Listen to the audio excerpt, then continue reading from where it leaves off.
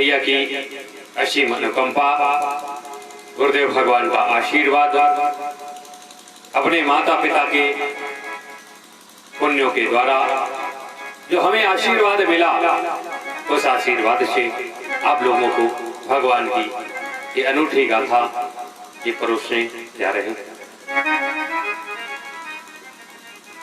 श्रीमद् भागवत महापुराण, जब कहीं पर हम जाते हैं और जाने से पूर्व ये ज्ञात होता है कि वहां पर हम क्या करने जा रहे हैं, या जब पहुंचते हैं तो ये ज्ञात होता है कि वहां से हमें फल क्या मिलेगा, या ये ज्ञात होता है कि वहां से पहुंचने से मतलब क्या सिद्ध होता। जैसे कि आप लोगों ने भागवत तो साल में 1 या 2 गांव में होती रहती है, लेकिन एक सत्यनारायण भगवान की कथा है जो मासिक नहीं तो हो सकता है 15 दिन में किसी ना किसी घर में तो होती रहती गांव में, और सब लोग सुनते भी रहते। उस कथा में भी नारद जी ने यही पूछा था कि प्रभु एक बात बताओ, ये कथा जो भी श्रवण करेगा उसको लाभ क्या होगा, क्योंकि नारद जी भी ये जानते हैं कि कलिकाल में जो कोई अगर भगवान का नाम भी लेगा, जब तक उसे ये पता नहीं होगा कि इससे लाभ क्या होता है, तब तक वो भगवान का नाम नहीं लेगा। तो आखिरकार श्रीमद् भागवत महापुराण ये है क्या, पहले इसको समझो। श्री कहते हैं लक्ष्मी को, मद कहते हैं अहंकार को। जब श्री आती है तो मद आ जाता है, और जब श्री के साथ में मद आ जाता है तो इस मद को दूर करने के लिए ही भागवत आती है। ये भागवत क्या है? भगवत भक्ता नाम चरिता नाम यत्र सा भागवता, मतलब जिस ग्रंथ में, जिस पुराण में भगवान के भक्तों के चरित्र का वर्णन हो वही भागवत है। जितने भी ग्रंथ हैं, जितने भी पुराण हैं, सब में भगवान की चर्चा है, लेकिन भागवत महापुराण एक ऐसा विषय है जिसमें भगवान के भक्तों की चर्चा, कि भगवान के भक्तों ने क्या किया जो भगवान ने उनके ऊपर कृपा की। भगवान की चर्चा बाद में है, पहले भक्तों की चर्चा है, ये भक्तों की कथा है। श्रीमद् भागवत महा और पुराण, महा कहते हैं अधिक, मतलब कि बड़े, ये सभी पुराणों में उत्तम है। अब पुराण किसको कहते हैं? पुरा नवम भवति सा पुराण, जो पुराना होकर भी हमें नित्य नया लगे, चाहे जितनी बार सुनो और जब सुनने को बैठो तब वो हमें एक नया लगने लगे, वही ये पुराण है। ये आज नहीं, जाने कितने लाखों वर्ष पूर्व ये लिखी गई है, और फिर भी जब सुनने को बैठते हो तब ये नित्य नहीं लगती। यही वो पुराण है।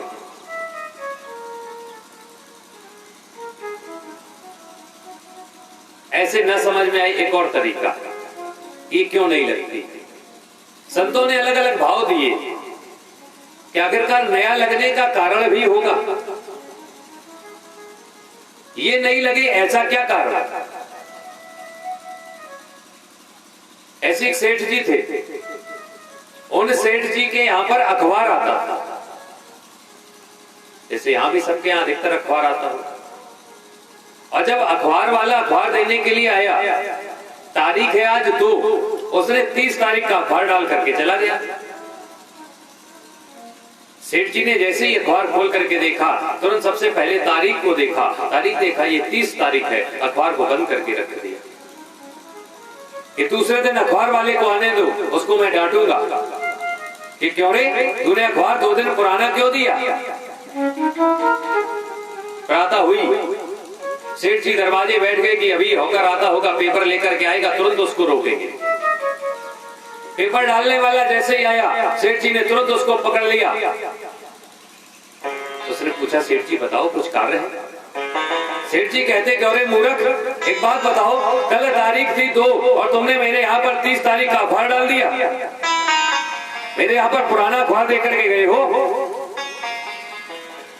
सेठ जी कैसे कहता है होकर कि सेठ जी वो पुराना नहीं था, मैंने जिस पेपर को खोला नहीं, देखा नहीं, पढ़ा नहीं, वो पुराना कैसे हो गया?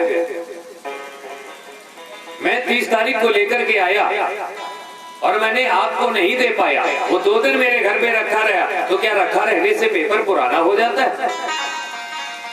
जब तक उस व्यक्ति उस वस्तु का उपभोग ना कर लिया जाए तब तक वो वस्तु पुरानी नहीं होती। जैसे आप बाजार से वस्त्र लेकर के आते हो और वस्त्र अपने घर में रख लेते हो, जब तक उन वस्त्रों को धारण नहीं करते हो तब तक यही कहते हो ये वस्त्र भी नया है। उसी प्रकार मैंने अभी इस अखबार को न तो खोला था, न देखा था, न पढ़ा था, सिर्फ रखा रहने से ये पुराना हो गया। सेठ जी कहते हैं कि रखा रहने से पुराना नहीं हुआ है, उसमें जो खबर लिखी हुई थी वो सारी खबरें पुरानी हो चुकी हैं। ये सारी खबरें 30 तारीख की थी, जब 2 दिन पहले की खबर है, बताओ उसको हम पढ़ करके क्या करेंगे? वो पुराना नहीं हुआ। ये अखबार वाला कहता है कि सेठ जी आपसे एक प्रश्न करना चाहेंगे। सेठ जी कहते पूछो। सेठ जी हमने 2 दिन के लिए अखबार अपने घर में रख लिया, न देखा, न खोला, न पढ़ा, लेकिन आपके घर में रामचरितमानस यानी कितने वर्षों से रखी होगी, आपके घर में भगवत गीता रखी होगी, अन्य भी ग्रंथ रखे होंगे, जाने कितने वर्षों से आपके घर रखे हैं और जाने कितने वर्षों पूर्व ये लिखे जा चुके हैं कि आपने कभी अपने घर से इनको बाहर फेंका है? क्या आपने इनको पढ़ना बंद कर दिया? सेठ जी कहते हैं बस यही तुम्हारी और हमारी दृष्टि में फर्क है। बोले क्या मतलब? बोले मूर्ख, तुम क्या कह रहे हो कि पेपर को की तुलना रामचरितमानस से करते हो? अरे एक बात बताओ, तुम्हारे जो पेपर में कहानी लिखी है वो इंसान की कहानी है, जो हमारे रामचरितमानस में लिखी वो भगवान की कहानी है।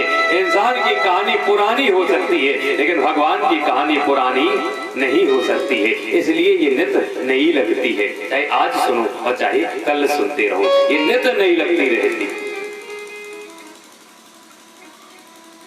एक और कारण है, जैसे आपके घर में चाकू होगी और चाकू इस्तेमाल करते हो, सब्जी काटते हो, लेकिन एक देखना जब चाकू को इस्तेमाल करते हो धीरे धीरे वो चाकू घिसती जाती।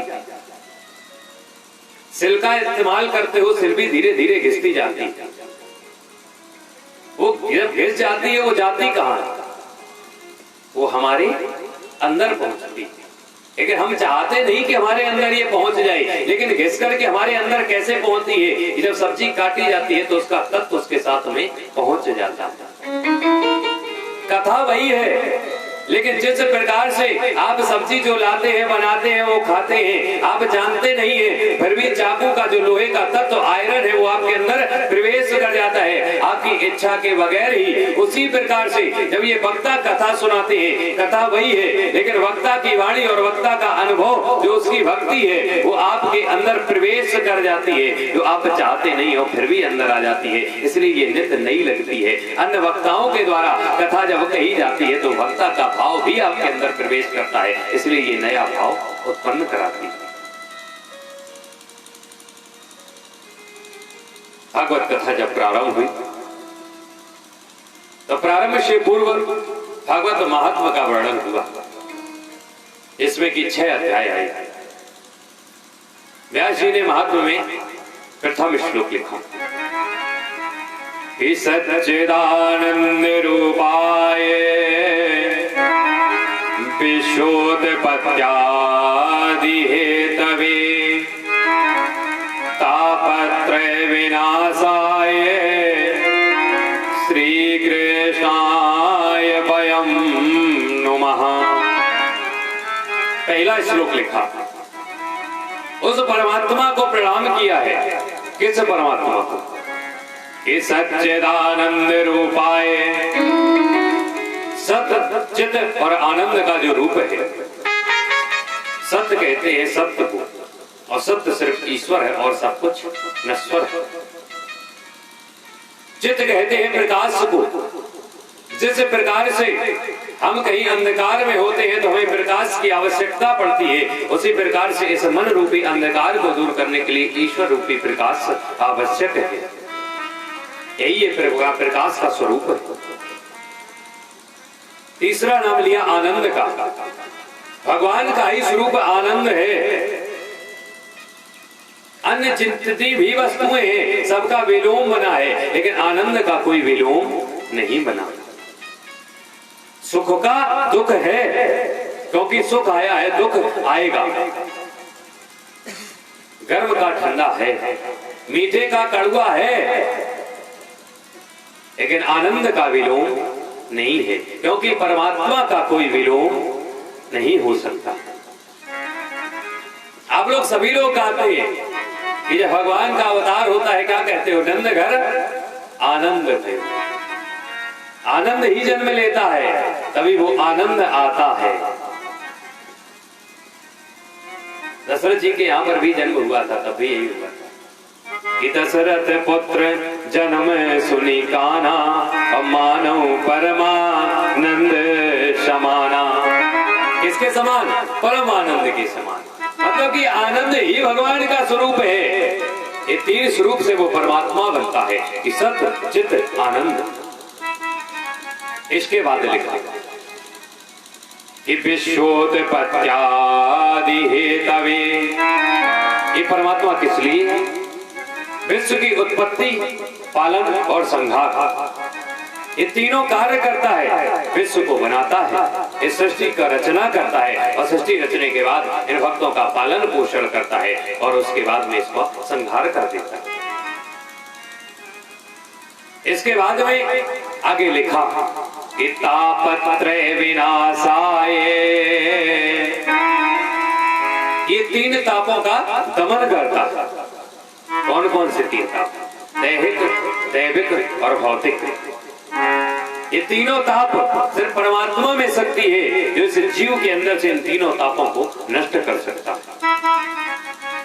और एक समय पर ये नष्ट हुआ भी था। रामचरितमानस लिखती कि दैहिक, दैविक, भौतिक तापा, दैहिक, दैविक, भौतिक तापा, राम राज्य का कहूँ नहीं व्यापा। दैहिक, दैविक, भौतिक तापा,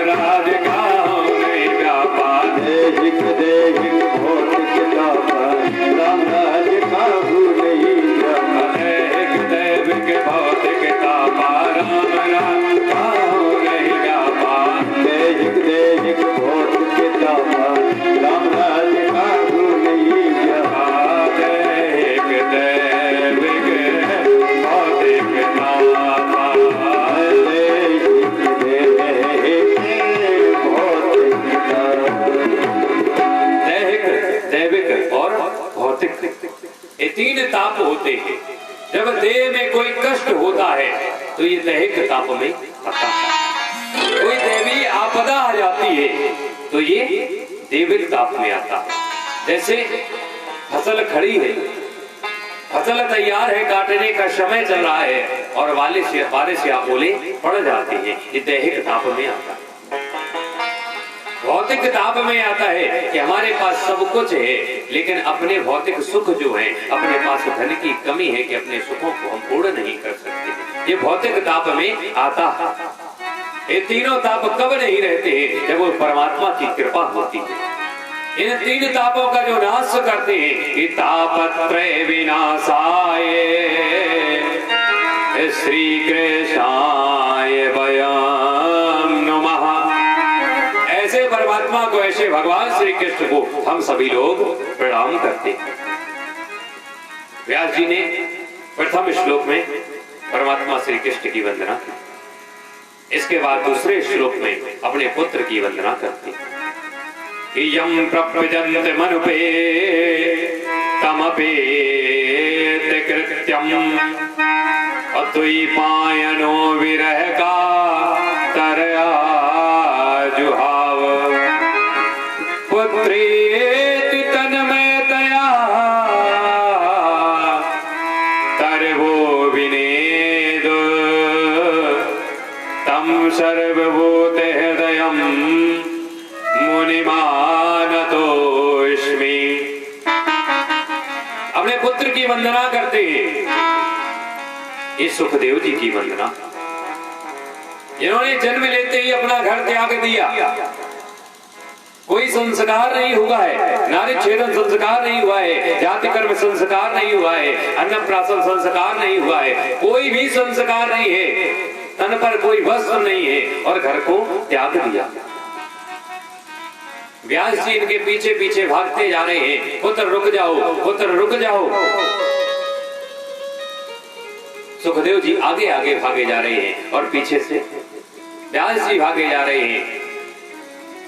जब सुखदेव जी दिखना बंद हो गए तो व्यास जी ने वृक्षों से पूछा कि वृक्ष, एक बात बताओ, क्या तुमने अभी हमारे पुत्र को देखा है? पुत्र यहीं से गुजर के गया। तो ये वृक्ष व्यास जी को समझाते हैं कि व्यास जी, वो आपका पुत्र नहीं है, वो एक संत है जो समाज के कल्याण के लिए उसने अपना शरीर धारण किया है। आप यहाँ से वापस लौट जाओ। ऐसे सुखदेव जी की वंदना करते। इसके बाद में वर्णन आया कि ये कथा प्रारंभ कहां पर हुई, ये कथा शुरुआत कहां से की गई और किसने प्रथम बार इसको सुनाया जो हमारे पास में ये आई। तो लिखते नेमिषे सूतमासीन विवाद महामती। ये नेमिष में शुरुआत की गई, इसको आज कहते हैं नीमसार। इसका नाम है नेमिसारण्य। नेमिसारण्य में ये कथा प्रारंभ होती है। 88,000 सोनेकादित्य महात्मा बैठे हुए हैं और सूत जी आसन पर विराजमान है। ये 88,000 सोनेकादित्य ऋषि सूत जी से पूछते हैं कि प्रभु, ये अज्ञानाध्वांत विध्वंस सूर्य कोटि समप्रभा। हे प्रभु, अब अज्ञान रूपी अंधकार को दूर करने के लिए करोड़ों सूर्य के समान हो। ये एक सूर्य जो है, ये एक सूर्य समाज के जो अंधकार है उसको दूर कर सकता है, लेकिन जो मन रूपी जो अंदर अंधकार है उसको दूर करने के लिए आप करोड़ों सूर्य के समान हो। तो आप मेरा एक अंधकार दूर करो, आपसे हम एक कृपा चाहते। सूत जी कहते हैं, बोलो क्या चाहते?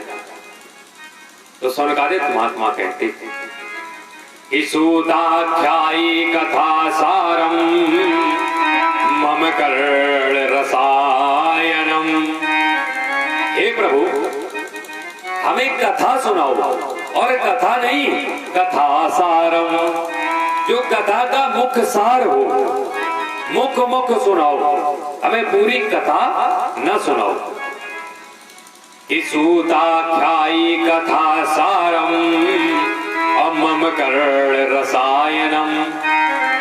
हमारे कर्णों को जो प्रिय लगे, जैसे ये बात कही है, ये बात कहने पर सूत जी कहने लगे, एक बात बताओ, तुम्हारे कर्णों को क्या प्रिय लगे, हमें क्या पता। और कथा की बात करते हो तो किस भगवान की तुम्हें कथा सुनाए? भगवान बहुत है और कथा भी बहुत है। हरि अनंत, हरि कथा अनंता। कितनी कथा तुम्हें सुना दे और किसकी कथा सुना दे, बात तो समझाओ।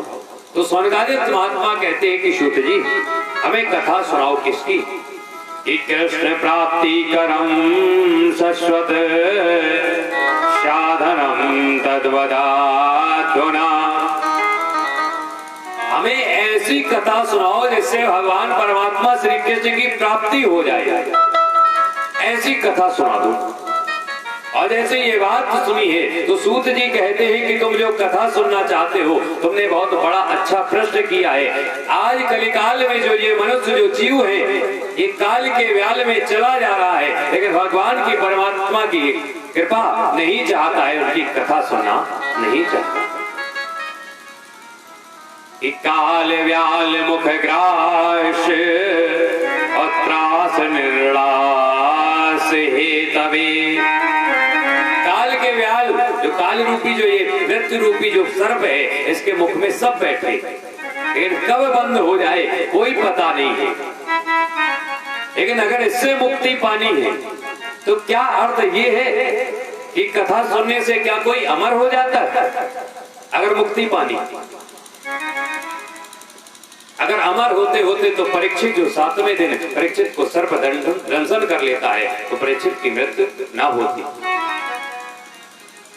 लेकिन परीक्षित अमर हो गए, बस यही दृष्टि का फर्क है। अगर परीक्षित जी अमर ना होते तो आज भी ये कथा परीक्षित को ना सुनाई जा रही है, क्योंकि परीक्षित जी अमर हैं। जिसका नाम चलता रहे वही अमर होता है, देर रखने से कोई अमर नहीं होता। यही बात कहते हैं सूत जी कि काल व्याल मुख ग्रास और त्रास निर्लास हे तवे। और श्रीमद् भागवतम शास्त्रम कलो कीरेण भासितम। अगर काल रूपी व्याल के मुख के ग्रास से बचना है तो श्रीमद् भागवत कथा को आप श्रवण करो। तो सनकादिक महात्मा कहते हैं हमें कथा सुनाओ। तो सूत जी कहते हैं जो तुम कथा सुनना चाहते हो, ये कथा देवताओं के लिए भी दुर्लभ है। बोले देवताओं को तो सब कुछ सुलभ है, तो क्या ये कथा भी उन्हें सुलभ नहीं है? तो सूत जी कहते हैं नहीं, ये देवताओं के लिए कथा नहीं। तो सूत जी बताते हैं कि कैसे देवताओं के लिए नहीं। बताते हैं कि जब परीक्षित को श्राप लग गया था और परीक्षित जी गंगा के तट पर बैठे थे, सुखदेव जी कथा सुनाने जा रहे थे। ये खबर चारों तरफ जब फैल गई तो ये खबर देवताओं के पास भी पहुंची।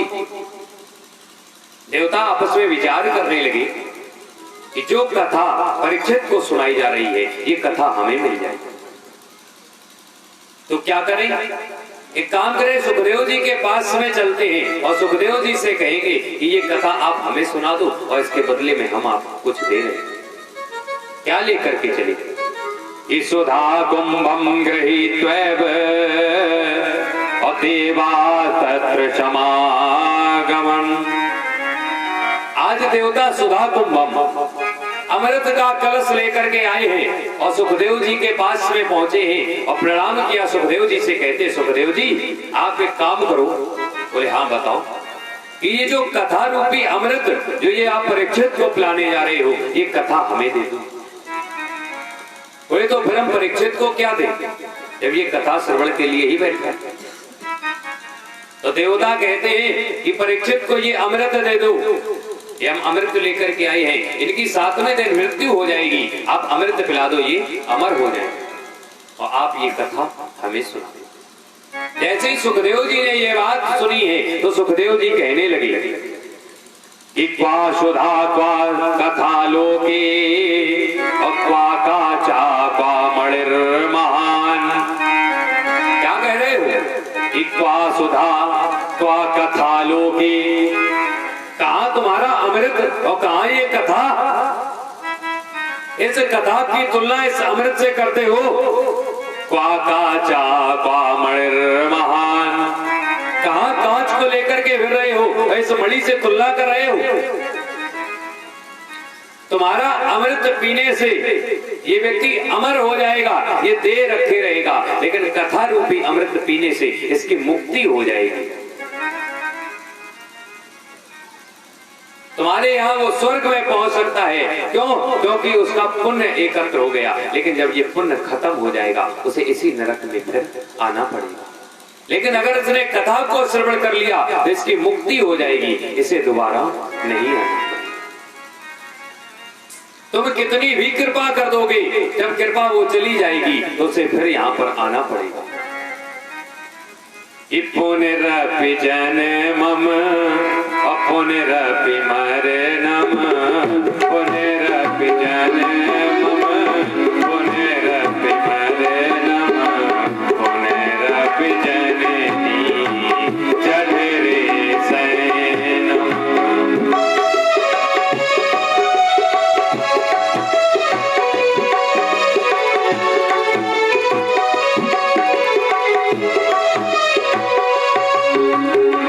पुनरपि जन्मम पुनरपि मरणम पुनरपि जन्मम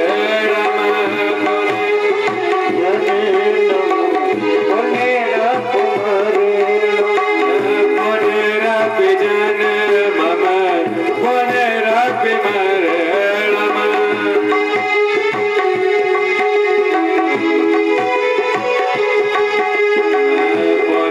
पुनरपि जननी जठरे शयनम।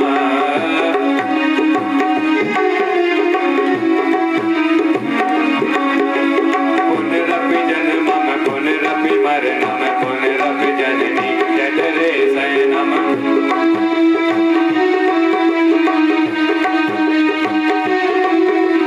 पुनरपि जन्मम पुनरपि मरणम पुनरपि जननी जठरे शयनम।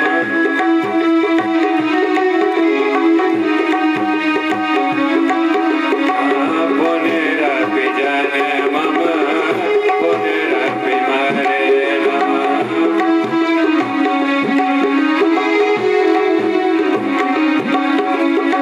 पुनरपि जन्मम पुनरपि मरणम।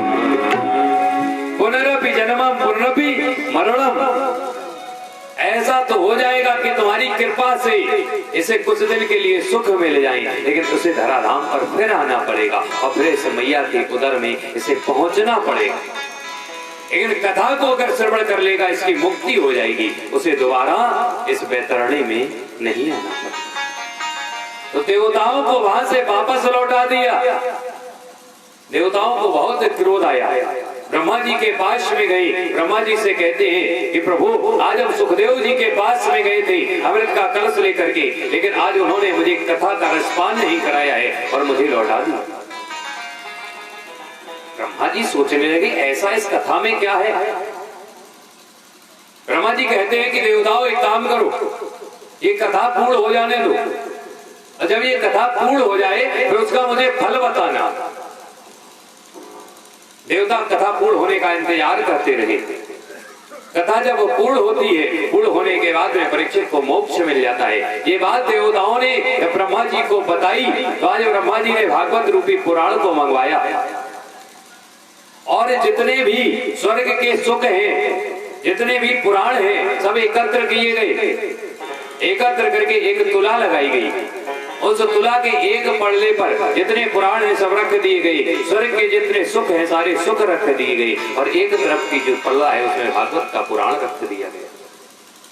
और जैसे ही रखा गया है तो सबके सब अचंभे में पड़ गए। क्या देखते हैं कि जिस पड़ले में भागवत रूपी पुराण रखा है ये पड़ला नीचे की तरफ है, और जिसमें सारे सुख रखे हैं, सारे पुराण रखे हैं, ये पड़ला ऊपर की तरफ है। सब देख करके परेशान हो गए। दुर्लभन्यानि जातानि कौरवेर्वेदं महत् तदा ऋषिगणा सर्वे विस्मयं परमं ययु। लघुन्यानि जातानि, छोटे पड़ गए, लघु हो गए सारे के सारे सुख, सारे के सारे ग्रंथ छोटे पड़ गए। सबका जो विस्मय था सब विस्मय में पड़ गए। दूर होता है कि देखो हाँ ये पुराण ऐसा है जिस पुराण को सुनने से, जिस कथा को श्रवण करने से सारे दुख दूर हो जाते हैं और व्यक्ति मोक्ष को पहुंच जाता है। इसलिए भागवत में लिखते हैं व्यास जी कि जन्मांतरे भवेत पुण्यम तदा भागवतम लभेत। जन्म जन्मांतर के पुण्यों का उदय होता है तब हमें ये भागवत सुनने को मिलती है, ऐसे सुनने को नहीं मिलती। ये बात सूत जी बताते हैं, जो देवताओं के लिए दुर्लभ है वो मनुष्यों के लिए सुलभ है।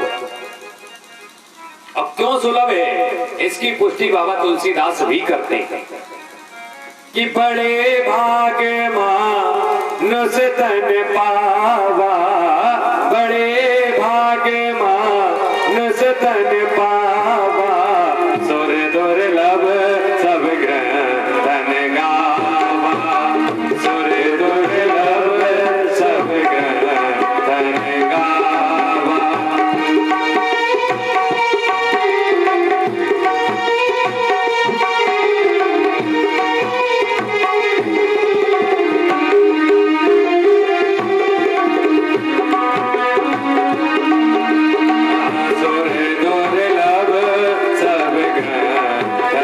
गावा,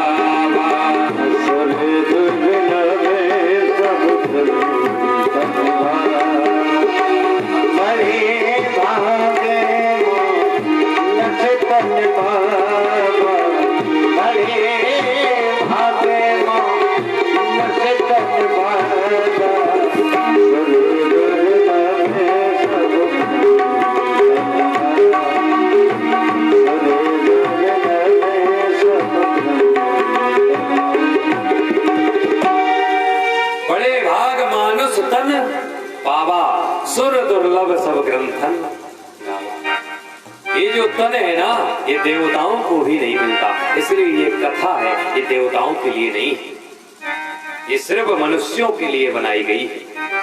तो ये कथा सुनाते हैं।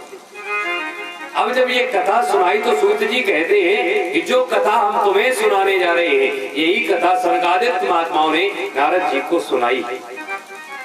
और जब ये कहा तो सनकादिक ऋषि कहने लगे कि महात्मन एक बात बताओ, नारद जी एक जगह पर रुकते नहीं और सनकादिक महात्मा एक जगह से दूसरी जगह साधारण जाते नहीं, और जब कोई व्यक्ति वो जाता नहीं है और ये रुकते नहीं है तो दोनों का संयोग किस जगह पर हो गया जहाँ पर ये 7 दिन तक बैठे रहे और सनकादिक महात्मा कथा सुनाते रहे और नारद जी कथा सुनते रहे। हमें ये प्रसंग सुनाइए। तो बताते हैं कि हरिद्वार की बात है, सनकादिक महात्मा बैठे हुए अपनी तपस्या में लगे हुए, वहां पर नारद जी गुजरते और जैसे ही नारद जी वहां पर गुजरे हैं तो इनके चेहरा मलिन है, ये चिंता में पड़े हुए हैं। तो सनकादिक महात्माओं ने जब नारद जी को देखा है तो प्रश्न कर दिया कि कथम ब्रह्मंदीन मुख कुतः चिंतातुरो भवान त्वरितं गम्यते कुत्र कुतश्चागमनं तव। नारद जी आपके मुख पे ये चिंता क्यों है? आपका चेहरा मलिन क्यों पड़ा? आप इतनी जल्दी ये भागते हुए कहां जा रहे हो? आखिरकार ये कारण क्या है? संत को किसी प्रकार की चिंता नहीं होती क्योंकि संत को किसी प्रकार की इच्छा नहीं होती। और सत्य बात यही है, जो व्यक्ति इच्छा करता है वही दुखी रहता है और जो व्यक्ति जरूरत को पूर्ण करता है वो कभी भी दुखी नहीं रह सकता। शब्द दोनों एक से, एक जरूरत और एक इच्छा। लेकिन अगर जरूरत को पूरा करते रहोगे तो कभी दुखी नहीं रहोगे और जिस दिन इच्छा को पूरा करने लगोगे दुखी हो रहोगे। पक्की बात। जैसे इस समय पर सर्दी चल रही, अभी और आगे आएगी और सर्दी। सर्दी से बचने के लिए हमें उपयुक्त वस्त्र चाहिए। हम वस्त्र पहनेंगे सर्दी नहीं लगेगी। ये जरूरत है कि जरूरत है कि वस्त्र चाहिए, वस्त्र पहन ले दुख नहीं होगा। लेकिन इच्छा है, इच्छा क्या है कि हम जो वस्त्र पहने वो कंपनी के ब्रांडेड होने चाहिए, ये इच्छा है। जरूरत वस्त्रों की है, जरूरत ये नहीं है कि कंपनी के ही होने चाहिए। जिस दिन इच्छा ये रखने लगे कि नहीं वो पड़ोसी ऐसा कर रहा है वैसे ही मेरे पास होने चाहिए, चाहे धन हो या ना हो, उसके लिए या तो हम धन एकत्र करेंगे, नहीं एकत्र कर पाएंगे तो गलत रास्ता चुनेंगे, और गलत रास्ता चुनेंगे तो दुख होगा। और जरूरत को अगर पूरा करेंगे कि वस्त्र चाहिए, कैसे भी वस्त्र हो, हमें सिर्फ सर्दी ना लगे, तो हमें कभी दुख नहीं होगा। यही बात सनकादित्य महात्मा कहते हैं कि संत को कभी इच्छा नहीं होती, और आपको अगर दुख है तो कोई इच्छा है। बिरवा भगे न आपनो और नदी न संचेरीर, परमार्थ के कारणे संतन धरे शरीर। संत हमेशा दूसरे के लिए ही शरीर को रखता है। आप निश्चित तौर से दूसरे के भले के लिए ही चिंता में पड़े हो, हमें वो कारण बताओ। तो नारद जी कहते हैं कि सुनो, हम अभी पृथ्वी लोक पर गए थे कि अहम तुम पृथ्वी ज्ञातो ज्ञात्वा सर्वोत्तमामिति, अपुष्करम चा प्रयागम चा काशी गोदावरी तथा। आज हम पृथ्वी लोक पर गए क्योंकि पता था ये सर्वे सबसे उत्तम लोक है। काशी में गए, गोदावरी में गए, प्रयाग में गए, पुष्कर में गए, सब जगह पर हम घूमते हुए जा रहे थे कि हरिक्षेत्रम कुरुक्षेत्रम श्रीरंगम सेतुबंधनम एवमादिषु तीर्थेषु ब्रह्ममाणे ततः। सभी तीर्थों में गए और जब घूमते हुए जा रहे थे सब कुछ देखा, और देखते देखते जो कलिकाल का मैंने दृश्य देखा है उस दृश्य को देख करके हम दुखी हो गए। वही तो तुमने क्या देखा ये बताओ। तो बताते हैं नारद जी, सत्यम नास्ति तपा शौचम दयादानम न विद्यते। कोई सत्य नहीं बोल रहा है, कोई पवित्रता से नहीं रह रहा है, कोई दया नहीं दिखा रहा है, कोई दान नहीं कर रहा। तो सनकादित्य महात्मा पूछते हैं कुछ तो कार्य करते होंगे, अगर ये 4 कार्य नहीं कर रहे हैं तो कहते हैं हाँ। बोले क्या करते हैं कि उदरम भरणो जीवा, सिर्फ उदर भरने में लगे हैं। एन केन प्रकारे कैसे भी उदर की पूर्ति हो जाए, पेट भर जाए, चाहे पाप करना पड़े, चाहे किसी को मारना पड़े। और जब ये उदर भरने में लगे हैं तो उससे हो क्या रहा है कि उदरम भरणो जीवा वार का कूट भाषिणा। जो आजकल के ये बालक हैं, ये नवयुवक हैं, ये अपने माता पिता से कटु भाषा प्रयोग कर रहे हैं, उनको ये खरी खोटी बातें सुना रहे हैं, उनका सम्मान नहीं कर रहे हैं, उनका अपमान करते हैं। बोले तो तुमने ये दृश्य देखा, इतना देख करके तुम दुखी हो गए। बोले इतना देखते तो ना दुखी होते, इससे ज्यादा मैंने देख लिया। बोले क्या देख लिया कि तरुणी प्रभु तागे। आजकल घरों में जो नव युवतियां आ रही हैं, जो बहुएं आ रही हैं, उनकी चल रही है और पुराने लोगों की नहीं चल रही है। सिर्फ उनकी ही सरकार है, जैसा कहेंगे वैसा होगा। और क्या लिखा कि स्याले को बुद्धिदाय कहा। साले सलाहकार बने हैं, और कोई से सलाह ली जाए चाहे नहीं ली जाए, लेकिन सालों से सलाहकार जरूर ली जाएगी। ये मतलब नहीं है कि सलाह ना लो, सलाह लेनी चाहिए, लेकिन हर हमेशा नहीं। तो देखो जहां जहां साले सलाहकार बने, देखो माहिल मामा के, देख लो शकुनी मामा के, और दूसरे ने तो देख लो खेत में लग जाते गेहूं के संग है मामा, तो फसल ही चौपट है। हर मामा ऐसे नहीं होते, कहीं कहीं पर सलाह लेनी चाहिए, लेकिन हर जगह नहीं। इसलिए कहीं कोई के हम मामा और कोई हमारे मामा, तो काहे कला बुराई नहीं रहे मारे मेरी बात तो आए थे। फिर वो तो क्या कहते हैं, तरुणी प्रभु तागे स्याल को बुद्धिदायका। साले सलाहकार बने, और इसके अलावा भी हमने देखा। बोले क्या कि कन्या विक्रयणो लोभा दंपति नाम चकलंकनम। कन्याओं को बेचा जा रहा है, और जब कन्याओं को बेचा जा रहा है तो आजकल के जो दंपति हैं, जो माता पिता हैं, जो अपने आप के ऊपर कलंक ले रहे हैं, ऐसा हमने देखा। कन्याओं को बेच रहे हैं, और ये सत्य बात है। आजकल अगर ये समाज में बात कह दो तो कन्याएं बेची जा रही हैं, तो लोग नहीं मानते कि कन्याएं बेची जा रही हैं। कन्याएं बहुत बिक रही हैं, और कुछ हो सकता है समाज के प्रतिष्ठित लोग ही बेच रहे हैं, लेकिन दृष्टि दूसरी है बेचने की। कभी देखना कि किसी व्यक्ति की अगर कन्या ससुराल में जब उसकी शादी हो जाती है और ससुराल पहुंच जाती है, अगर ससुराल वाले कुछ दुष्ट स्वभाव के हैं और उसके स्वभाव के कारण अगर कन्या की मृत्यु हो जाती है, तो कुछ लोग ऐसे होते हैं कि जब केस कर देते हैं और केस को निपटाने के लिए धन ले लेते हैं। अगर अपनी कन्या से इतना प्रेम करते हो कि उसकी मृत्यु का बदला लेना चाहते हो, अपराधियों को सजा दिलाना चाहते हो, तो उसकी मृत्यु के बदले में धन क्यों ले लेते? क्या धन लेने से उनका अपराध नहीं रहा? और धन लेने से अगर अपराध छुप गया है तो आपने उस कन्या की देह को बेच दिया, यही कलंक ले रहे हो। दृष्टि बस दूसरी है, और दृष्टि से नहीं देख रहे कि हाँ हम कन्या कोई अपनी ही जाई हुई सुता को ही बेच ली। क्यों? क्योंकि धन मिल जाएगा, कन्या तो चली। यही बात नारद जी कहते हैं कि मैंने इतना सब कुछ देखा, इसलिए हम दुखी हुए। इतने जब हम दुखी हुए हैं तो हम इतना छोड़ करके चल दिए। मैंने सोचा वृंदावन में जाते हैं, और जब वृंदावन में जाएंगे तो वहां पर भगवान कन्हैया रहते हैं, वहां पर सिर्फ सुख ही सुख है, आनंद ही आनंद है, वहां पर मुझे दुख नहीं मिलेगा। तो आज नारद जी जब वृंदावन में गए हैं तो वृंदावन में घूम रहे हैं, इधर उधर घूमते जा रहे हैं, यमुना के तट के पास में पहुंचते हैं, और जैसे तट से गुजरने लगे तो देखते हैं एक जगह पर कुछ लोग खड़े हैं, भीड़ जमा है। और जब भीड़ को देखते हैं तो नारद जी ने सोचा एक बार जाकर के देखे। मन में विचार ही आया कि अगर जाते हैं तो कहीं ऐसा दृश्य न देखने को मिल जाए जिससे हम फिर दुखी हो जाए।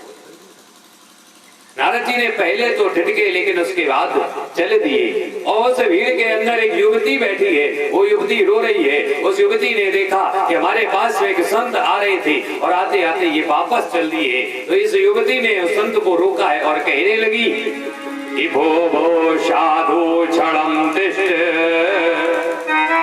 भो भो साधु छड़म तिष्ठ, मचिंता मपिना। हे प्रभु रुक जाओ, हे साधु एक क्षण के लिए रुक जाओ और मेरी चिंता का नाश कर दो, क्योंकि जानती है एक साधु में ही सामर्थ्य है जो हमारा जो दुख है वो दुख दूर कर सकता है। ऐसे ही आज नारद जी ने ये बात सुनी है। नारद जी उस भीड़ को हटाते हुए पहुंचे, देखते हैं कि युवती बैठी हुई है, उसके पास में दो व्रत लेते हुए हैं और ये युवती रुदन कर रही है। नारद जी ने पूछा कि देवी आप कौन हो, और ये व्रत जो लेते हुए ये कौन है, और इनको देख करके आप रुदन क्यों कर रही हो?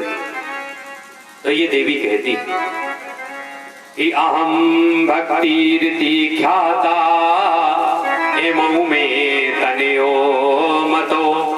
स्वामी जी मेरा नाम भक्ति है, और ये दोनों जो व्रत लेते हुए हैं ये मेरे पुत्र हैं। जैसे ये बात नारद जी ने सुनी, नारद जी कहने लगे तुम्हारे ये पुत्र, तुम तो जवान हो और ये पुत्र व्रत है। माता जवान हो और पुत्र व्रत हो, ऐसा नहीं हो सकता। माता व्रत हो सकती है और पुत्र जवान हो सकते हैं, ऐसा तो संभव है, लेकिन ये संभव नहीं है कि माता जवान है और पुत्र व्रत है। तो ये भक्ति कहती है कि नारद जी ज्ञान वैराग्य नामानो काल योगेन जरौ। ये जो दोनों हमारे पुत्र है ना, इनका नाम है ज्ञान और वैराग्य। ये समय का ऐसा चक्र चला है कि ये दोनों जर्जर हो गए, ये दोनों वृद्ध हो गए। ऐसी ये बात सुनी तो नारद जी कहने लगे हमें एक बात बताओ, पूरी कथा बताओ, तुम कहां से आई, आखिरकार घटित क्या हुआ जिस घटना के कारण ये दोनों वृद्ध हो गए। तो आज भक्ति अपने उत्पन्न बताती है कि कहां हमारा उत्पत्ति हुई और कैसे यहाँ पर हम आए। तो भक्ति कहती योतपन्ना द्रविणे साहम पृथ्वीं कर्णाटके गता और क्वचिन क्वचिन महाराष्ट्र गुर्जरे जीर्णतां गता। हम द्रविड़ देश में पैदा हुए, कर्नाटक में बड़े हुए और जब कर्नाटक के बड़े हुए तो उसके बाद हम गुजरात की तरफ चले गए। गुजरात में मैंने ऐसा दृश्य देखा है, ऐसी नरसंहार देखा है, जिसके कारण से मैं जर्जर हो गई, मैं बूढ़ी हो गई, मैं तड़पने लगी। जब तड़पने लगी तो हमने वो क्षेत्र छोड़ दिया। वो क्षेत्र को छोड़ करके हम इधर उधर भागे हैं। भागते हुए हम कहां पर पहुंचे कि वृंदावनम पुनः प्राप्य नवीने स्वरूपड़ी। हम वहां से भागते भागते वृंदावन में आ गए और जैसे ही वृंदावन में आए हैं तो हम स्वरूपड़ी हो गए, हम जवान हो गए, लेकिन हमारे पुत्र जो है वृद्ध के वृद्ध ही पड़े हुए हैं। स्वामी जी एक कृपा करो, आपकी अगर कृपा हो जाएगी तो मेरे ये दोनों पुत्र अचेतना से, जिनके अंदर चेतना नहीं है, ये चेतना जागृत हो जाएगी, ये जवान हो जाएंगे, बस इतनी कृपा कर दो हमारे ऊपर। नारद जी ने जब ये देखा है तो नारद जी कहने लगे कि देवी तुम्हारे ऊपर ये जितना कष्ट हुआ है ये कलयुग की देन है। बोले कलयुग की देन है? बोले हमने सुना है कि राजा परीक्षित ने कलयुग को स्थान दिए थे, और जब कलयुग इतना खराब है तो राजा परीक्षित ने कलयुग को छोड़ा क्यों, कलयुग को मार क्यों नहीं दिया? तो नारद जी कहते उसका एक कारण है देवी। बोले क्या कारण? तो बताते यद फलम नास्ति तपसा ना योगेन समाधिना और तत् फलम लभ्यते सम्यक कलौ के सब कीर्तनात्। जो फल तपस्या से नहीं मिलता, जो फल योग करने से नहीं मिलता है, वो फल कलयुग में सिर्फ भगवान का कीर्तन करने से मिल जाता है, इसलिए कलयुग को छोड़ दिया गया। तो देवी कहने लगी एक काम करो, आप कुछ भी उपाय करो लेकिन मेरे पुत्रों को जवान कर दो।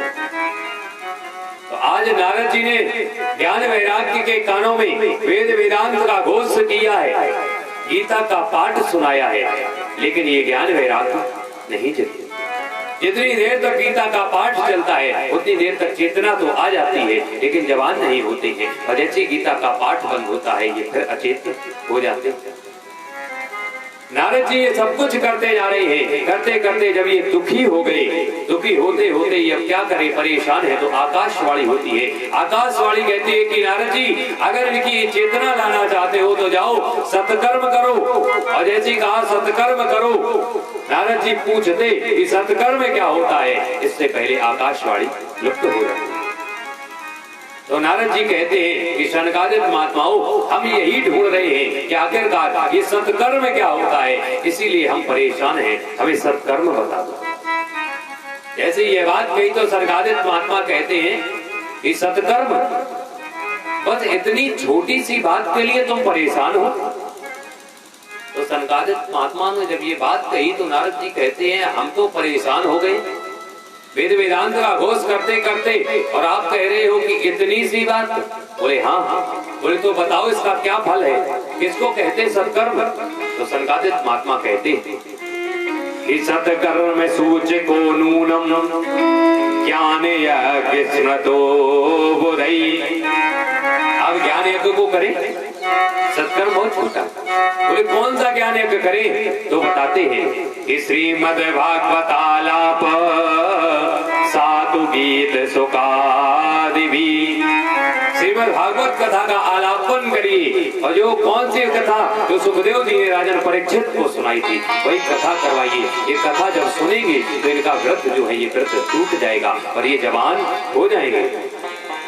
जैसे ये बात कही है तो नारद जी कहने लगे अब हम कथा कराने के लिए कहाँ जाएं?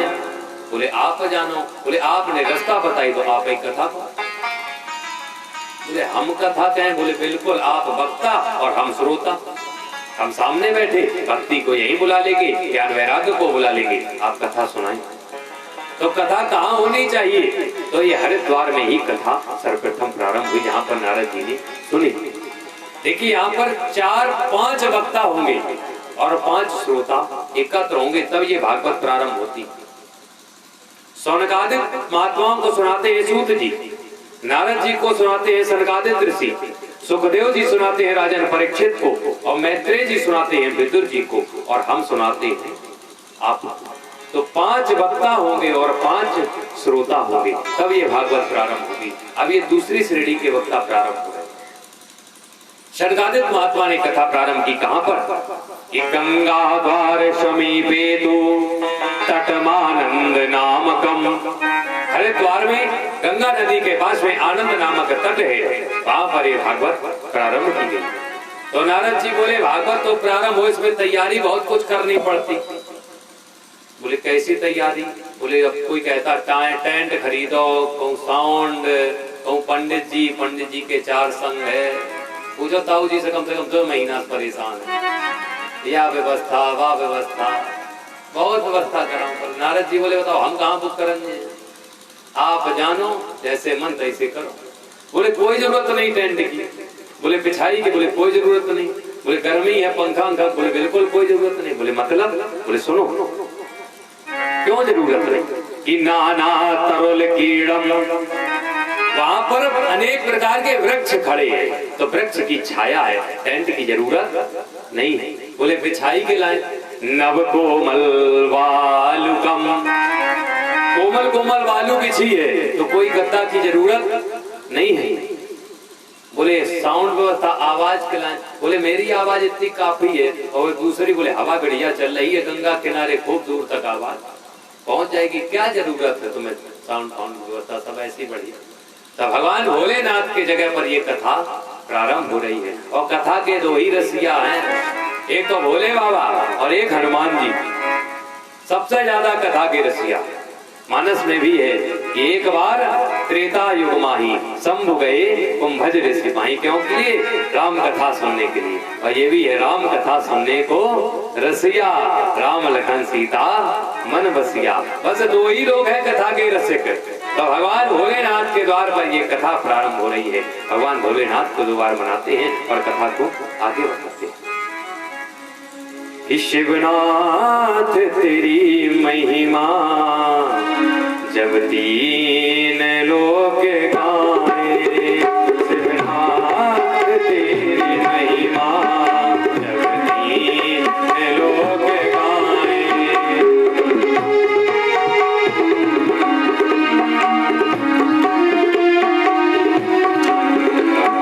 शिवनाथ तेरी महिमा जग 3 लोग गाए, शिवनाथ तेरी महिमा जग 3 लोग गाए।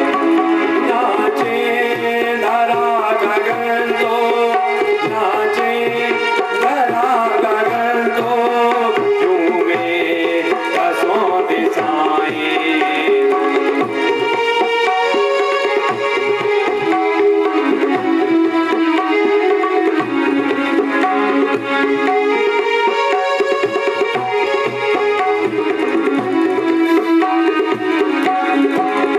शिवनाथ तेरी महिमा जग 3 लोग गाए, शिवनाथ तेरी महिमा जग 3 लोग गाए।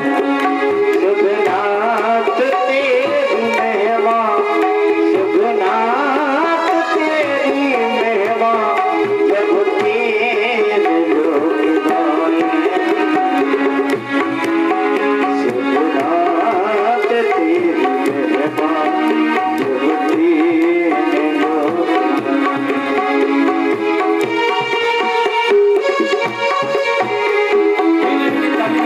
जग 3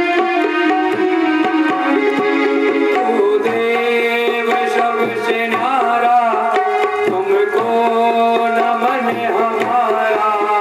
तू देव सबसे न्यारा, तू मन आए हमारा। तू देव सबसे न्यारा, तुमको नमन हमारा।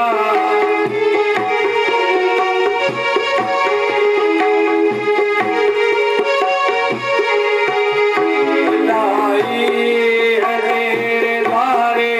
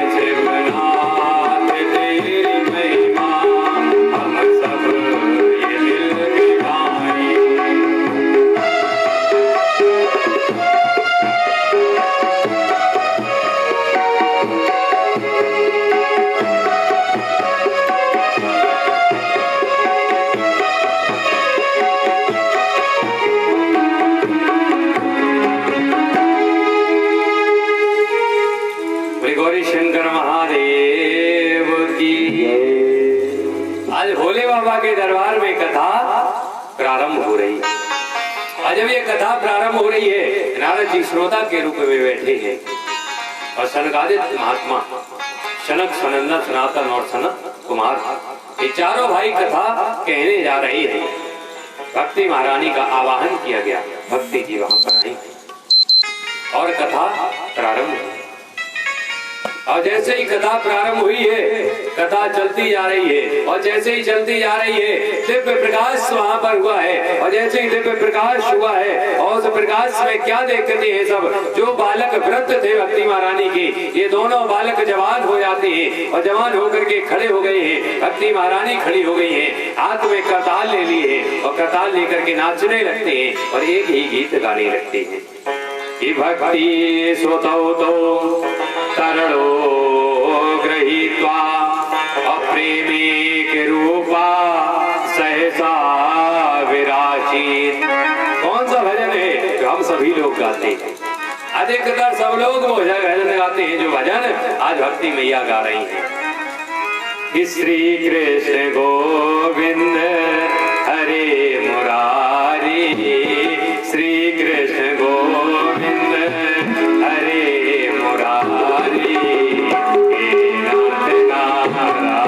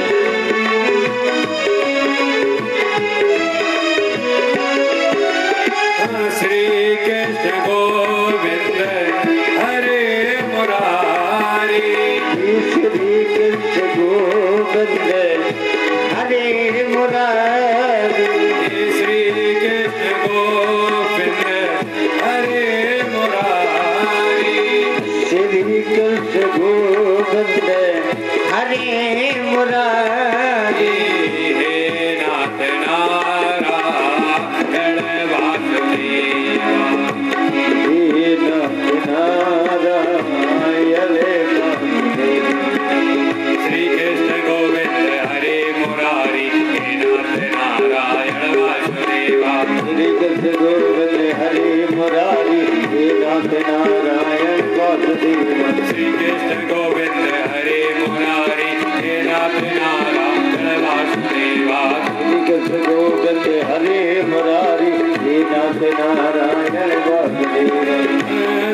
कृष्ण गोविंद हरे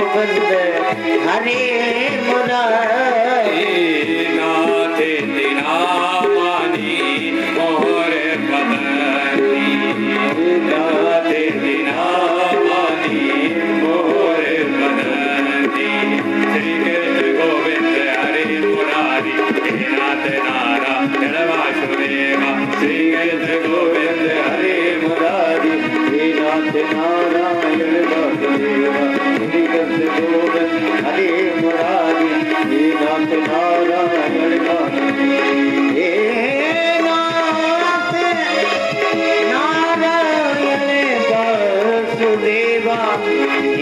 नाथ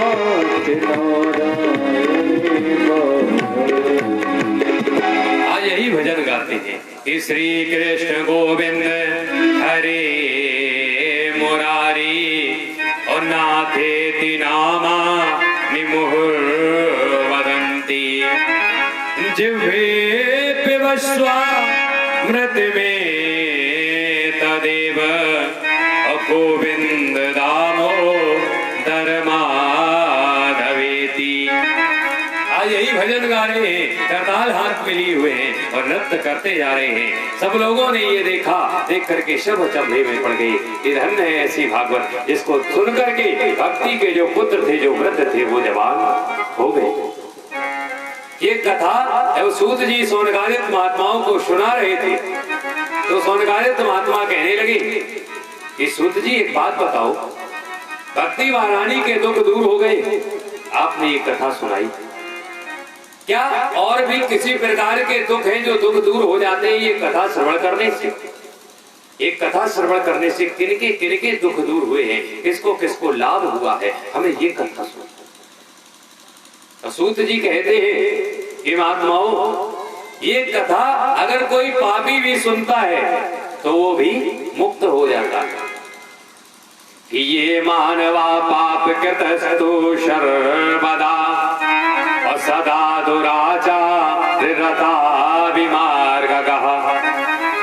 जो व्यक्ति सिर्फ पाप कर्म में लगा रहे, दुराचारी हो, उल्टे मार्ग पर चलता हो, क्रोधाग्निदग्धा, क्रोध की अग्नि में जब चलता रहता हो, सिर्फ क्रोध ही करता हो, कुटिलाश्च कामिनः, कुटिल चाल चलता हो, कामी हो, अगर ऐसा व्यक्ति भी कथा को श्रवण करता है, सप्ताह यज्ञेन कलौ पुनन्ति तेहि, अगर ऐसा व्यक्ति भी कथा को श्रवण करता है तो वो भी मुक्त हो जाता है। बोले ऐसा व्यक्ति? बोले ये तो बहुत छोटी बात है। बोले और?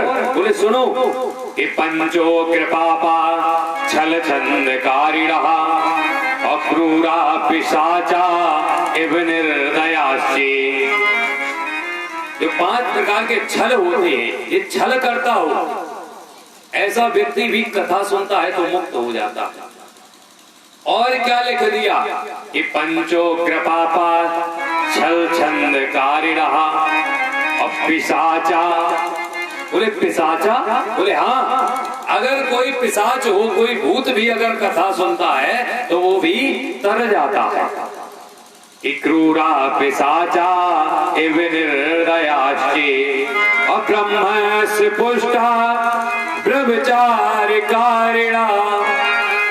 जो ब्राह्मण हो, अगर उन्होंने अपना ब्राह्मणत्व को नाश कर दिया हो, व्यभिचारी हो, जो वैश्याओं का कामी हो, ऐसा व्यक्ति भी अगर कथा को श्रवण करता है, सप्ताह यज्ञेन कलौ पुनन्ति तेहि, अगर ऐसा व्यक्ति भी अगर सप्ताह विधि को अगर श्रवण करता है तो भी मुक्त हो जाता है। जब ये बात कही तो सोनकादित महात्मा कहने लगे कि सूत जी, हमें कोई भूत की ही कथा सुनाओ कि कोई भूत को मुक्ति मिली है। तो यहाँ पर उस भूत मुक्ति की कथा प्रारंभ की। सूत जी कहते थे, तुंगभद्रा तटे पूर्वम भूतपत्तनमुत्तमम् यत् वर्णा स्वधर्मेण सत सत कर्म तत्परः। तुंगभद्रा तटी के तट के पास में एक आनंद नामक तट है। उस तट पर एक ब्राह्मण रहते हैं जिनका नाम है आत्मदेव। ये ब्राह्मण है, भगवान की पूजा करते हैं, वेद पाठी हैं, सत्कर्म में लगे रहते हैं। इनकी एक पत्नी है, जिन पत्नी का नाम है धुंधली देवी। काम क्या करती है? लोक वार्ता रता क्रूरा। ये लोक वार्ता में लगी रहती है और क्रूर है स्वभाव की। प्रयासो बहुजल्पिका, सिर्फ पंचायत करवा लो, और पंचायत में ऐसी वैसी नहीं, इसकी बुराई उसकी बुराई, और जिससे सबका बुरा हो सके वो बुराई, इसके अलावा कोई काम नहीं। मतलब पंडित जी जितनी धर्म की राह पर ले जाएं उतने ये अधर्म की राह पर सब ले जाएं। ठीक उल्टे, पंडित जी पूरब की तरफ, ये पछाई की तरफ, कोई मतलब। बड़े दुखी पंडित जी। और आत्मदेव कौन है? ये आत्मदेव यही जीव है। इसी जीव की ये कथा है। जिसके आत्मा में दैवत्व का भाव है, जिस जीव के अंदर सिर्फ ये भाव है क्या कि सिया राम में सब जग जानी, जिसके अंदर ये भाव है वही आत्मदेव है। और ये धुंधली क्या है? ये दुर्बुद्धि है। जिस जीव का विवाह दुर्बुद्धि के साथ हो जाता है, जिसकी बुद्धि में वासना आ जाती है, क्रोध आ जाता है, काम आ जाता है, उसके यहाँ पर संतान मतलब कि संतति मतलब कि उसका उत्थान नहीं हो सकता। आत्मदेव की जो विवाह हुआ है ये धुंधली के साथ हुआ है। ये धुंधली धुंधलापन मतलब कि अंधकार है। और जब बुद्धि ये अहंकार में आ जाती है तो सब कुछ धुंधला हो जाता है, समाज में कुछ नहीं दिखता, स्वयं अपने आप को समझते और कुछ नहीं मानते। तो आज आत्मदेव के यहाँ पर एक कष्ट है कि इनको कोई संतान नहीं है। इनके घर में एक गाय है, गाय को 3 साल हो गए हैं, लेकिन गाय को कोई भी बच्चा या बछिया नहीं है। ये अपने घर में तुलसी का बिरवा लगाते हैं, वो भी लगाते हैं तो 15 दिन तक रहता है और 15 दिन बाद वो खत्म हो जाता है। पंडित जी बहुत दुखी है कि मेरे घर में कोई संतान नहीं है और कोई गाय भी रखते हैं, उसको बच्चा बच्चिया नहीं होते, मेरे घर से कोई उत्पत्ति नहीं बढ़ रही है, क्या मेरे में कोई दोष है? लोग वाग समाज के ताने मारते हैं, ये पंडित जो है ये पाप करता है, इसके यहाँ पर कोई संतति नहीं हो रही है, इसका मतलब ये धर्म की राह पर नहीं चलता है, ये सत्कर्म नहीं करता है। तो पंडित जी जब ये समाज की बातों को सुन सुन करके परेशान हो गए, एक दिन निर्णय ले लिया कि अपनी हम देह को छोड़ देंगे, इस देह का परित्याग कर देंगे, मरण अपने आप को करा लेंगे। आज वन की तरफ निकल दिए हैं कि देह का त्याग कर देंगे और यहाँ से ये चले जा रहे हैं। जैसे यहाँ से ये चले जा रहे हैं, भगवान ने देखा कि एक ब्राह्मण दुखी होकर के आ रहा है, अपनी देह का त्याग करने जा रहा है। भगवान ने एक बूढ़े ब्राह्मण का वेश धारण कर लिया और इनके सामने आ गए। और जैसे सामने आए तो भगवान कहने लगे कि कथम रोदसी विप्रत्वम काते चिंतावलीयसी वद त्वं सत्वरम मह्यम स्वस्य दुःखस्य कारणम। एक बात बताओ ब्राह्मण, तुम क्यों दुखी हो? तुम्हारे दुख का कारण क्या है? क्या करने आए हो? ब्राह्मण कहते हैं कि मेरे कोई संतान नहीं है, मैं इस देह का त्याग करने के लिए आया हूँ। बोले संतान किस लिए चाहते हो? बोले संतान होगी तो परिवार बढ़ेगा, परिवार बढ़ेगा तो मेरा नाम चलेगा और मेरे पितरों को तर्पण पहुंचेगा। जब ये कहा है तो आज वो ब्राह्मण देव कहने लगे कि संतान किसी का नाम नहीं चलाती। बोले कैसी बात कर रहे हो, संतान नाम नहीं चलाती? बोले अगर संतान नाम चलाती है तो क्या किसी ने तुलसीदास जी के पुत्र का नाम सुना? नहीं सुना। और जब नहीं सुना है तो क्या तुलसीदास जी का नाम नहीं चला? मीराबाई के पुत्र का कहीं नाम आया तो क्या मीराबाई का नाम नहीं चला? अपने ही कर्म अपना नाम चलाते हैं, कभी किसी की संतान किसी का नाम नहीं चला। अगर आपने कर्म अच्छे किए हैं, अपने संतान को इच्छा अगर उसकी परवरिश अच्छी की है, संस्कार अच्छे दिए हैं तो आपका नाम चलेगा। कर्म किसने किया? स्वयं। संतान ने कर्म नहीं किया। संतान जिनके नाम भी चलाती है वो कर्म स्वयं माता पिता ने किए हैं, इसलिए संतान नाम चला रही है। तुम कर्म ना करो संतान नाम चला दे, ऐसा नहीं हो सकता। कहते नहीं मुझे संतान चाहिए, तो ब्राह्मण कहते हैं कि संतान के लिए तुम जिद कर रहे हो। याद करो महाराज सगर के 60,000 पुत्र थे, क्या एक भी जीवित बचा? राजा दशरथ के 4 पुत्र हुए, पहले एक भी नहीं था, गुरुदेव के पास के 4 पुत्र हुए, लेकिन अंत समय जब आया तब एक भी पुत्र पास में नहीं था। नाव में तेल भरा गया, उसमें शरीर को रखा गया जब तक भरतलाल जी नहीं आ गए। क्या संतान का यही सुख था? इसके लिए तुम संतान चाहते हो और कर्म की बात करते हो, तो अपने कर्म करोगे तो नाम होगा, नहीं तो कुछ नहीं होगा। तो वो कहते हैं संत जी, ये तो कर्मों की खेती है, ये तो कर्मों की खेती है, जो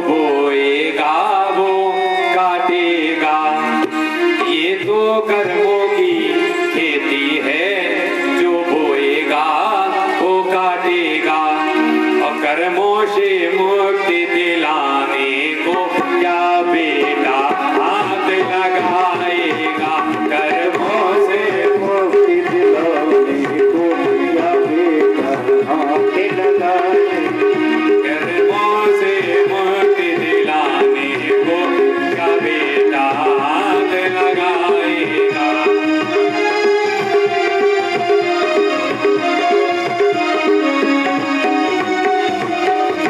ये तो कर्मों की खेती है, जो बोएगा वही काटेगा।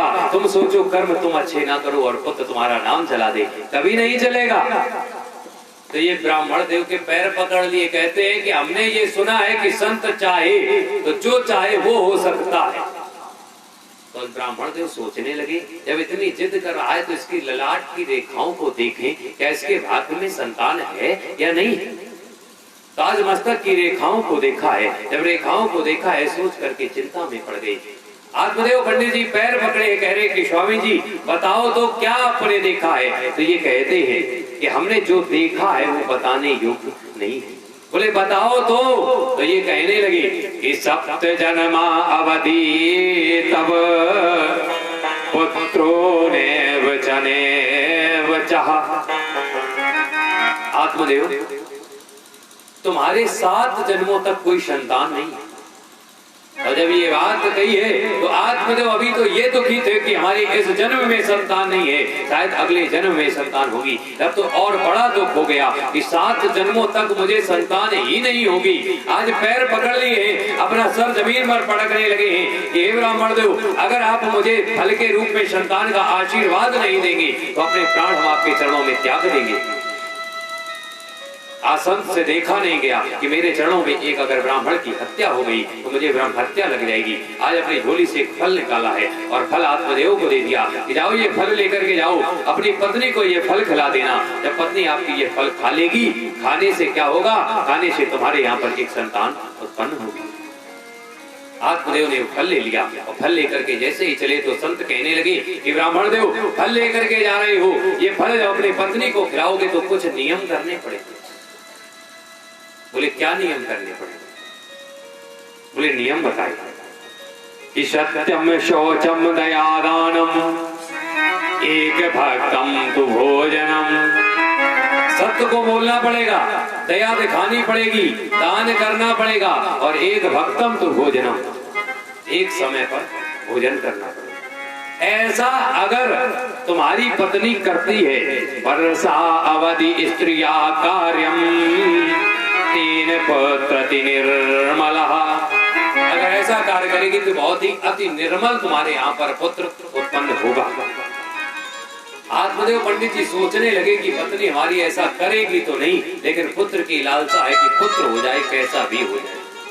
फल लेकर के आए हैं, धुंधली देवी जैसे ही सामने पहुंची हैं तो आज धुंधली को फल दिया कि ये फल लो, एक संत ने दिया है, फल को खाओगे जिससे गर्भ हो जाएगा और गर्भ होने से हमारे यहाँ पर संतान उत्पन्न हो जाएगी।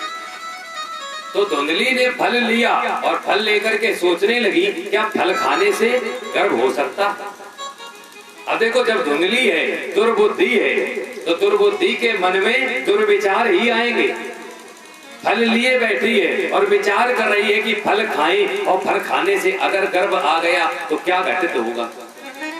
अब ये सोच रही है, मन ही मन विचार कर रही है कि फल भक्षेण गर्भा, अगर फल खाने से गर्भ आ गया और स्याद गर्भे उदर वृद्धिता, गर्भ होगा तो उदर की वृद्धि होगी, मतलब कि पेट बढ़ेगा और पेट बढ़ेगा तो क्या होगा, स्वल्प भक्षम ततो शक्ति गृह कार्यम कथम भवेत। स्वल्प भक्षम मतलब कि थोड़ा खा पाएंगे, ततो शक्ति हमारी शक्ति छीड़ हो जाएगी, गृह कार्यम कथम भवेत, ये करके कार्य कौन करेगा। अगर हम कम खा पाएंगे कमजोर हो जाएंगे। इससे अच्छा लड़का हो चाहे ना हो, हम फल नहीं खाएंगे, भोजन करते रहेंगे, शक्ति छीड़ नहीं होने देंगे। फिर फल उठाया, फिर रख लिया सामने, फिर सोचने लगी कि चलो खा लें। लेकिन अगर बोले क्या कि देव घाटी व्रजेद ग्रामे, अगर देव बस गांव में कोई आपदा आ गई, आग लग गई, बाढ़ आ गई, कुछ ऐसा हुआ, और ऐसा अगर कुछ हुआ तो पलायेद गड़बड़ी कथम, सबके सब तो भाग जाएंगे और हम कैसे भागेंगे? हमारे बालक होगा, बालक के चक्कर हम दौड़ नहीं पाएंगे, और दौड़ नहीं पाएंगे तो चले जाएंगे, यहीं मर जाएंगे। ऐसे अच्छा लड़का होए चाहे ना होए, फल ये रखता। फिर विचार करने लगी, अगर देव बस ऐसा ना हुआ, विचार है, दुर्बुद्धि है, जो भी मन में आ जाए। फिर सोचने लगी, फिर क्या सोच रही कि प्रसूत का प्रसूतो दारुणम दुखम सुकुमारी कथम सहे। हमने सुना है कि जब ये बालक जन्म लेता है तो माता को बहुत कष्ट होता है, और हम तो सुकुमारिका हैं, हम ये कष्ट कैसे सहन कर पाएंगे? इससे अच्छा हम फल नहीं खाएंगे, ये रखा फल। और सोच रही है कि त्र्यक्चेदागतो गर्भा तदा में मरणम भवेत, अगर कहीं गर्भ टेढ़ा हो गया तो हम मर जाएंगे। और कहूं अगर सुखदेव जी जैसो 12 साल के लिए ठहर गो तो हमारा मर बोता है। ऐसा अच्छो लड़का होए और चाहे ना होए, फल ये रखा, हम फल नहीं खाएंगे। यहाँ तक कि ये भी सोचने लगे कि लालने पालने दुखम अप्रसूतास्य वर्तते, लालने पालने में दुख होगा, कैसे पालेंगे छोटे से बालक को, और नहीं पाल पाएंगे तो नंद बुलाई जाएंगी। तो लिख दिया व्यास जी कि मंदाया मयम सर्वम नानंदा सरहते तदा, और अगर नंद बुलाई गई तो हम तो प्रसूत का गृह में लेटी रहेंगी, और नंद का हमारे सबरो सामान समेटे ले जाए, हम का देख पाए। तो ऐसा अच्छा लड़का हो और चाहे बिल्कुल ना हो, हम फल नहीं खाएंगे। यहाँ तक कि इतना गलत सोच लिया। क्या कह रही है?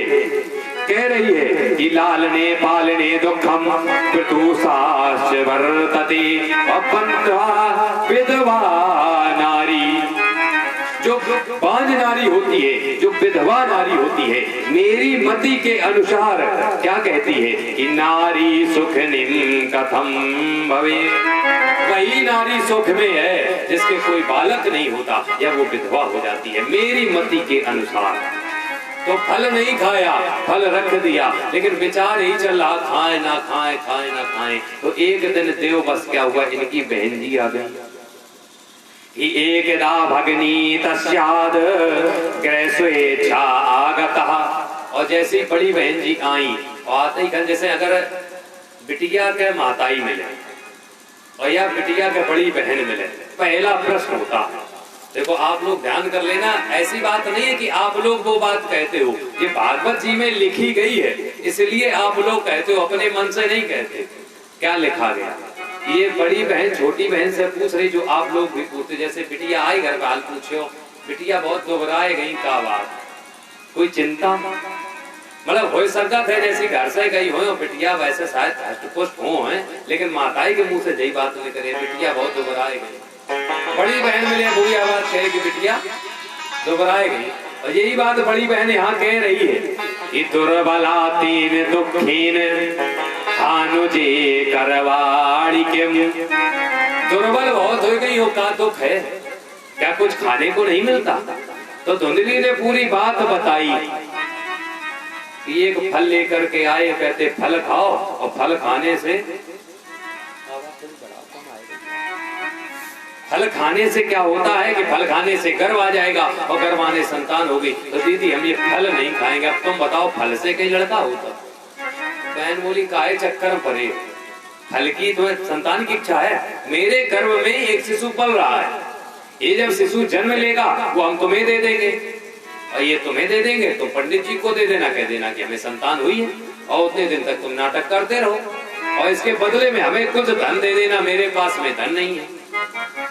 धुंधली बोली बात तो बिल्कुल बन गई, वही तो काम करो, फल को चेक कर लो। बोले कैसे? कि गाय बंधी गाय खिलाई दो, तो फल भी देख लेंगे कि हाँ फल में कितना फल है, क्या मिलता है इससे, और तुम्हें संतान भी हो जाएगी, दोनों काम। बोले हाँ ये बात ठीक। तो आज धुंधली अपने घर में आराम से रहने लगी, ये नाटक करने लगी कि मेरे घर में शिशु पल रहा है, और फल खिला दिया गाय को गर्भ आ गया। धीरे धीरे समय बीता। धुंधली की जो बड़ी बहन है, इसके यहाँ पर संतान उत्पन्न हुई। इसने रात को चोरी से वो संतान धुंधली के पास में पहुंचा दी। धुंधली ने संतान को लिया है, आत्मदेव पंडित जी को सौंपा कि मेरे यहाँ पर संतान अपने यहाँ हो चुकी है। आत्मदेव पंडित जी बहुत प्रसन्न है, ब्राह्मणों को बुलाया है, जातकर्म संस्कार कराए हैं, दान दक्षिणा दी है। नामकरण की बारी आई तो धुंधली कहने लगी, इसका नाम तुम नहीं रखोगे। बोले क्यों? कि मैंने इसको गर्भ में रखा है तो नाम हम रखेंगे, माता हम हैं, तो जो जैसा होगा वैसा नाम रखेगा। ये पुत्रस्य धुंधकारीत नाम मात्रा प्रतिष्ठितम्। धुंधली नाम खुद का, लड़के का नाम धुंधकारी। धुंधकारी नाम रख दिया, बड़ा ही उद्दंड वाला। धीरे धीरे समय बीता। 3 महीने बाद इस गाय ने भी एक बालक को जन्म दिया। इस बालक का पूरा शरीर जो है वो मानव के जैसा है और इसके कान जो हैं वो गाय के समान है। आज जैसे ही आत्मदेव पंडित जी ने इस बालक को देखा है, कर्णों को देखा कि ये गौ के समान है, गोद में लिया है और इसका नाम गोकर्ण रख दिया। बोले गोकर्ण महाराज की जय। तो गोकर्ण जी और धुंधकारी बड़ा होने लगे। और कैसे हुए? गोकर्ण पंडितो ज्ञानी और धुंधकारी महाखला। एक खल होता है, एक महाखल। और ऐसे वैसे खल नहीं कि छोटे छोटे लड़का गांव के हैं, इनको कुआं के पास में ले जाएं और झांक कर दिखाएं कि देखो कुछ है, और जैसी देखने लगे तो पीछे से धक्का मार दो। काऊ को घर को सामान चुरा लाए, काऊ को काट मारे आए, कोई मतलब नहीं। पिताजी बहुत दुखी हो गए। जब बहुत दुखी हैं तो आज सोचने लगे कि इससे अच्छा संतान ना होती, बेटा ना होता तो कम से कम दुख इतना था कि बेटा है नहीं, लेकिन अब तो ये दुख है कि बेटा है। इससे बड़ा दुख अब क्या है? जो हमने नाम कमाया है, जिसके कारण संतान को सोच रहे थे वही ये नाम दोबारा। आज फिर उन्होंने मन कर लिया कि हम घर को त्याग देंगे। घर को त्यागने के लिए जैसे ही चले हैं तो गोकर्ण जी आ गए कि पिताजी कहाँ जा रहे हो? बोले हम घर को छोड़ देंगे, हमारे पुत्र ने हमारा नाम दोबारा। गोकर्ण जी कहने लगे वन में जा रहे हो, किस लिए जा रहे हो? एक बार और वन में गए थे और लौट आए थे। वन में जाओ तो भगवान में रम जाओ, ऐसे ना जाओ कि वन में जाओ और फिर लौट के आ जाओ। ऐसा होता है काफी बार।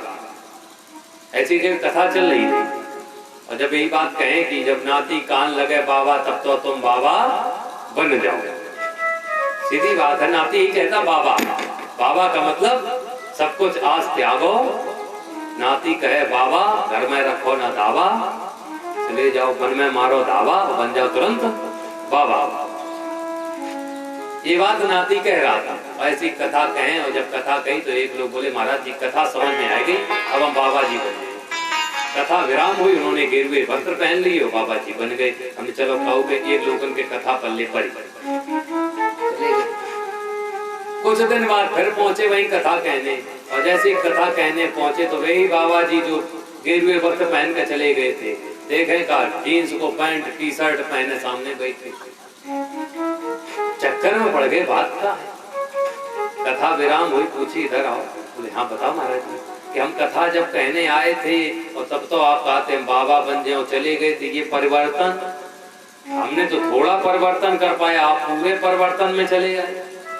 बोले महाराज आपने जो बात कही हमें अच्छी लगी कि जब नाती कान लगे बाबा तो घर में न रखो दावा, वन में मारो धावा और बन जाओ तुरंत बाबा। हम बन गए, लेकिन जैसे ही हम वन में गए तो थोड़े दिन बाद हमारे पास एक खबर पहुंची कि बिटिया के यहाँ लड़का हुआ। अब वो कहने लगा कि नाना नाना, तो हमें बात समझ में आएगी कि वन में न जाना, घर में आ जाना, क्योंकि बन गए हो तुम नाना। मतलब कि नाना, घर छोड़ के कहीं ना जाना, यही रहना। तो हम इसलिए चले आए। एक नाती कहता बाबा, एक नाती कहता नाना। अब ऐसे सत्य बात है, लड़का इसीलिए कहता बाबा। तुम बाबा बनो, तुम जाओ, और जैसे जाओ सब कुछ हमारे पास आए। और बिटिया को लड़का कहा था नाना, इसलिए वो जाना जब तक नाना है तब तक हमारी सब इच्छा पूरी। नाना गए तो फिर हम पहुंचे, मामा बुलाए ना बुलाए, इतनी ना लाड़ प्यार हो पाए, वैसे मामा कहाँ लगा कि टिटुआ दाब दिए, का भरोसा कहूँ धोखा मैं, लेकिन नाना नाना है, इसलिए वो सही कहता है कि नाना कहीं ना जाना, तो बाबा वो इसीलिए कहता कि बाबा। अब यही बात आई तो गोकर्ण जी कहने लगे कि ऐसे बाबा ना बन जा। तो आज जब ये बात कही है तो आज यहाँ पर उपदेश दिए। गोकर्ण जी कहते हैं कि देहे स्तिमान सुरुधिरे अभिमत तजत्वम अजाया स्वतादिषु सदा ममता विमुंचः। आप किस पे ममता कर रहे हो, किस लिए दुखी हो रहे हो? परिवारजनों पर। ये कोई किसी का नहीं होता, ये सिर्फ आज हमारे हैं, कल हमारे नहीं होंगे। इनके लिए दुख ना हो, पत्नी के लिए, बच्चों के लिए दुखी ना हो।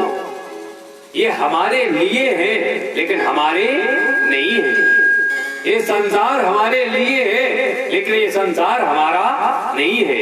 ये घर हमारे लिए है लेकिन घर हमारा नहीं है। ये परिवार भी हमें इस्तेमाल करने के लिए मिला है, ये रिश्तेदार हमारे इस्तेमाल के हैं लेकिन ये हमारे नहीं। यही बात समझाते हैं। इति स्तिमान सुरुधिरे अभिमतं त्वजत्वम् अजाया सुतादिषु सदा ममता विमुंचः। कोई तो करे क्या कि पश्यानि जगदिदं क्षणभंग निष्ठं वैराग्य राग रसिको भव भक्ति निष्ठा। वैरागी बन जाओ।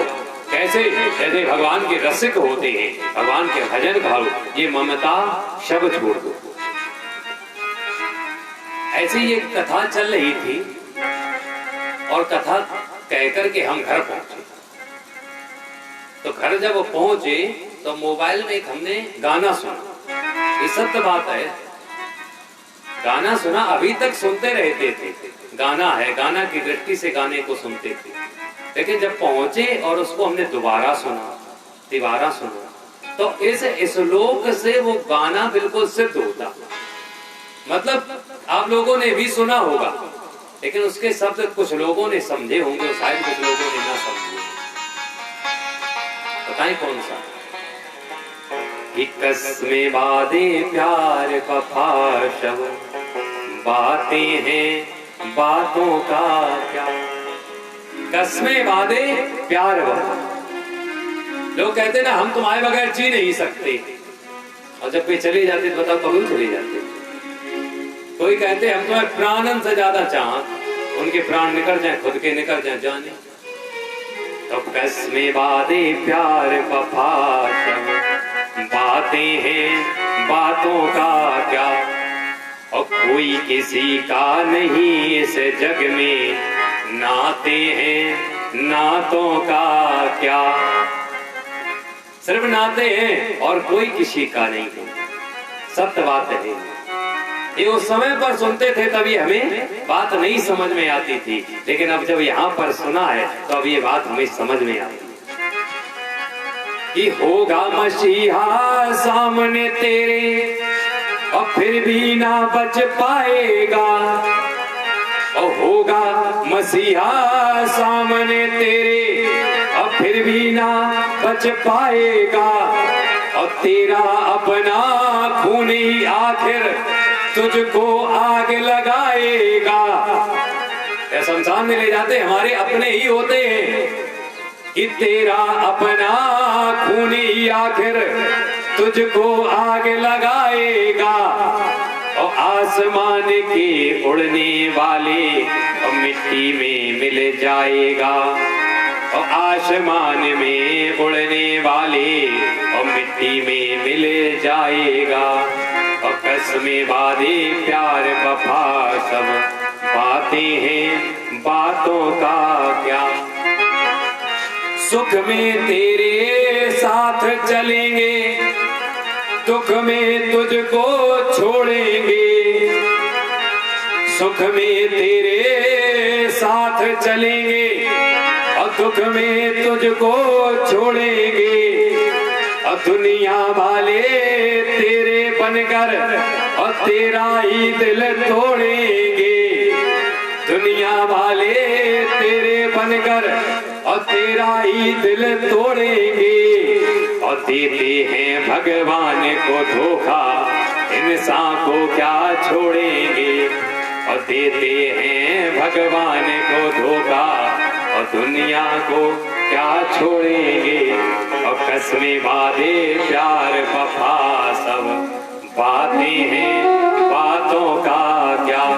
यही बात गोकर्ण जी कह रहे हैं, यही बात समझाते हैं कि देहे स्तिमांस रुधिरे अभिमतिम ध्वजत्तम जाया श्रुता ममता सदा विमुंचः। ये ममता छोड़ो, ये जाया श्रुता, ये पत्नी और पुत्र सब छोड़ो, कोई किसी को दुख नहीं देता।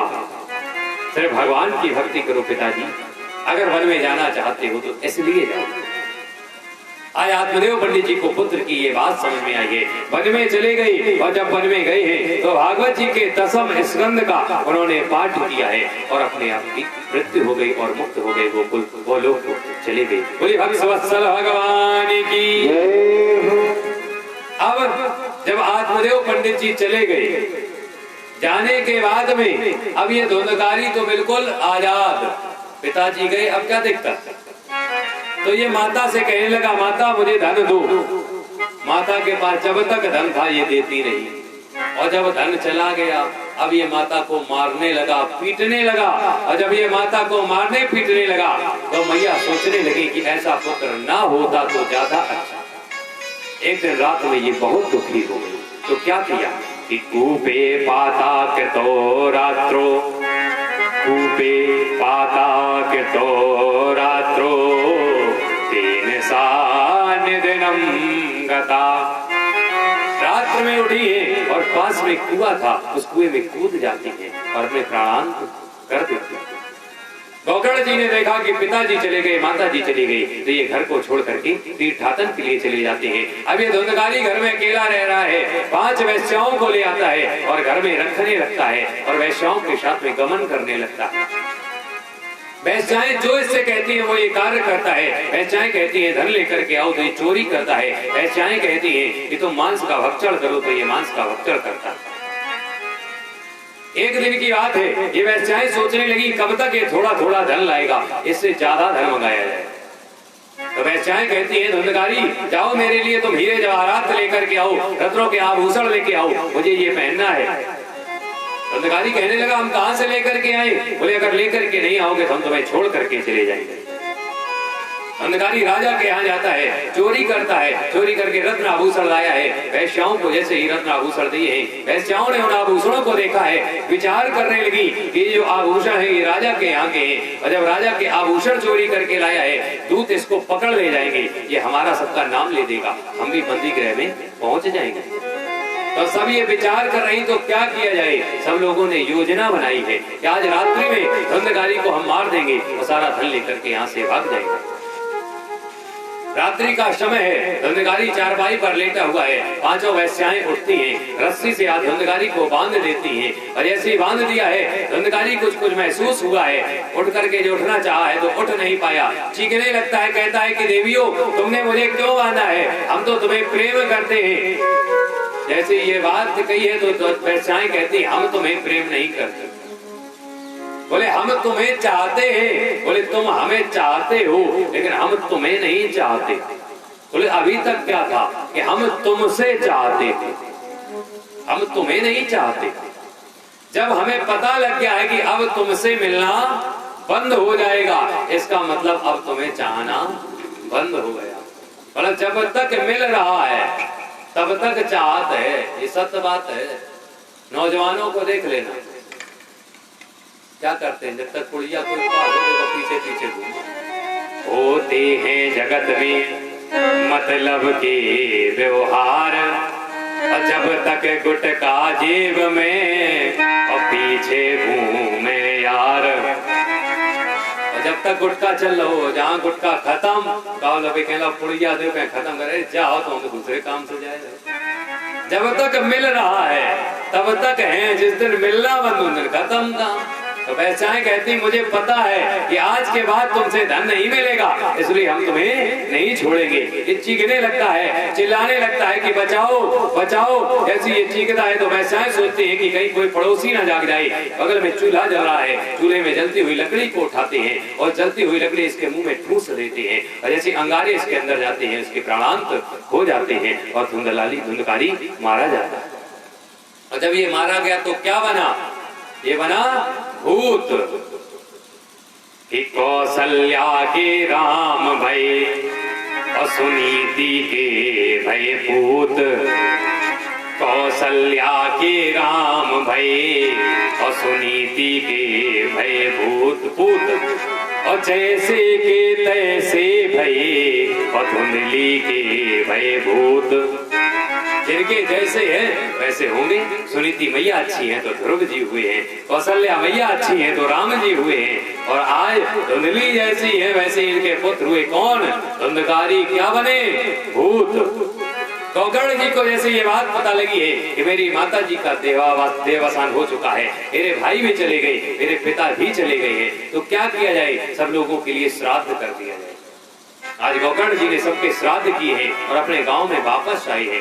जब गांव में वापस आए सब लोगों ने आज गोकर्ण जी का सम्मान किया है, घर में ठहराना चाहा है। गोकर्ण जी कहने लगे हम घर में आपके नहीं ठहरेंगे, हम अपने ही घर में जाएंगे।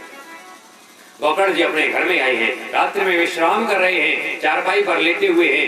धुंधकारी ने देखा मेरे घर में कोई आ चुका है, तो ये प्रेत है, ये अन्य रूप रख के इनके पास में आता है। कहीं सिंह बन जाता है, कहीं मेढ़ा बन जाता है, कहीं आंधी बन जाता है, कहीं अग्नि बन जाता है, कहीं हाथी बन जाता है, बार बार इनके सामने आ रहा है। गोकर्ण जी बैठ जाते हैं, सोचते हैं हमारे पास में कोई प्रेत है, हाथ में जल लेते हैं, मंत्र पढ़ करके जैसे ही मारते हैं तो ये धुंधकारी अपने वास्तविक स्वरूप में इनके सामने खड़ा हो जाता है। तो गोकर्ण जी ने पूछा आप कौन हो? ऐसे पूछा कि आप कौन हो? तो ये धुंधकारी कहने लगता कि अहम भ्राता तदीयोस्मि धुंधकारी नामतः। भैया हम तुम्हारे भैया हैं, मेरा नाम धुंधकारी है। तो गोकर्ण ने पूछा तुम मेरे भाई हो, धुंधकारी हो, एक बात बताओ तुम्हारी ये दशा कैसे हुई? तुम भूत क्यों बन गए? यहाँ पर धुंधकारी ने हर जगह झूठ बोला है, लेकिन यहाँ पर सत्य बोला है। क्यों? क्योंकि वो अपनी मुक्ति चाहता है। वो जानता है अगर मुझे मुक्ति कोई दे सकता है तो मेरा भाई मुक्ति दे सकता है। यहाँ पर वो सत्य बोल रहा है और कह रहा है भैया इसमें किसी का दोष नहीं है कि हम भूत बन गए।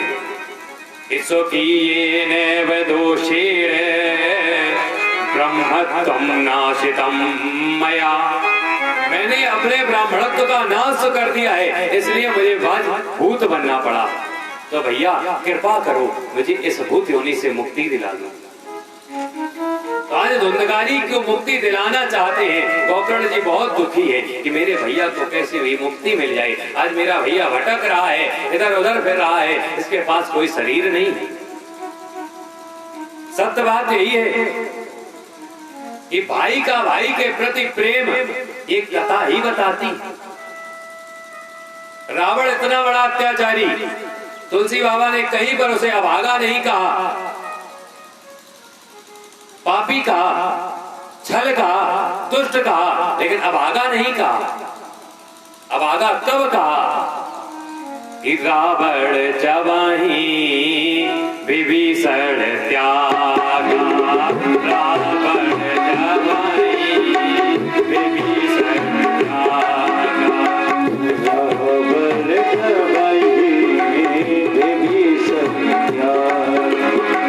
रावण जवाही विभीषण त्यागा।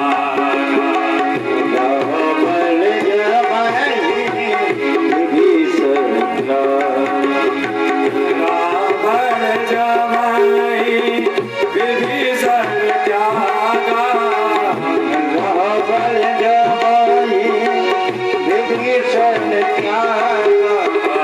भया विभावा अभागा। भया विभावा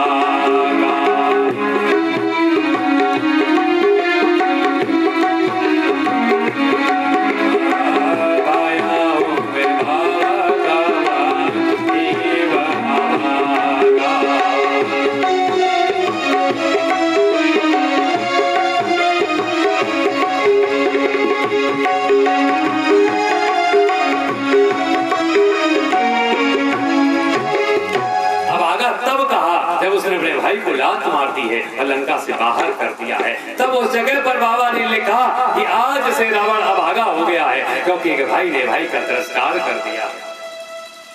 मिलते हैं जगत में मतलब के व्यवहार, लेकिन मिलता है नहीं भैया बारंबार। माता पिता गुजर जाते हैं, उसके बाद भाई दोबारा नहीं मिल सकता है। ये भाई का रिश्ता ऐसा होता है, दुनिया रिश्ते दोबारा मिल जाएंगे लेकिन भाई नहीं मिलेगा। आज गोकर्ण अपने भाई के दुखों को देख रहा है और स्वयं दुखी हो रहा है कि अपने भाई को मुक्ति कैसे दिलाएं। प्रातः काल उठा है, भगवान सूर्य नारायण को नमस्कार कर रहा है, अंजलि में जल को भरे हुए है और भगवान से विनती कर रहा है कि प्रभु कोई ऐसा उपाय बता दो जिससे मेरे भैया को मुक्ति मिल जाए, उससे दुख दूर हो जाए।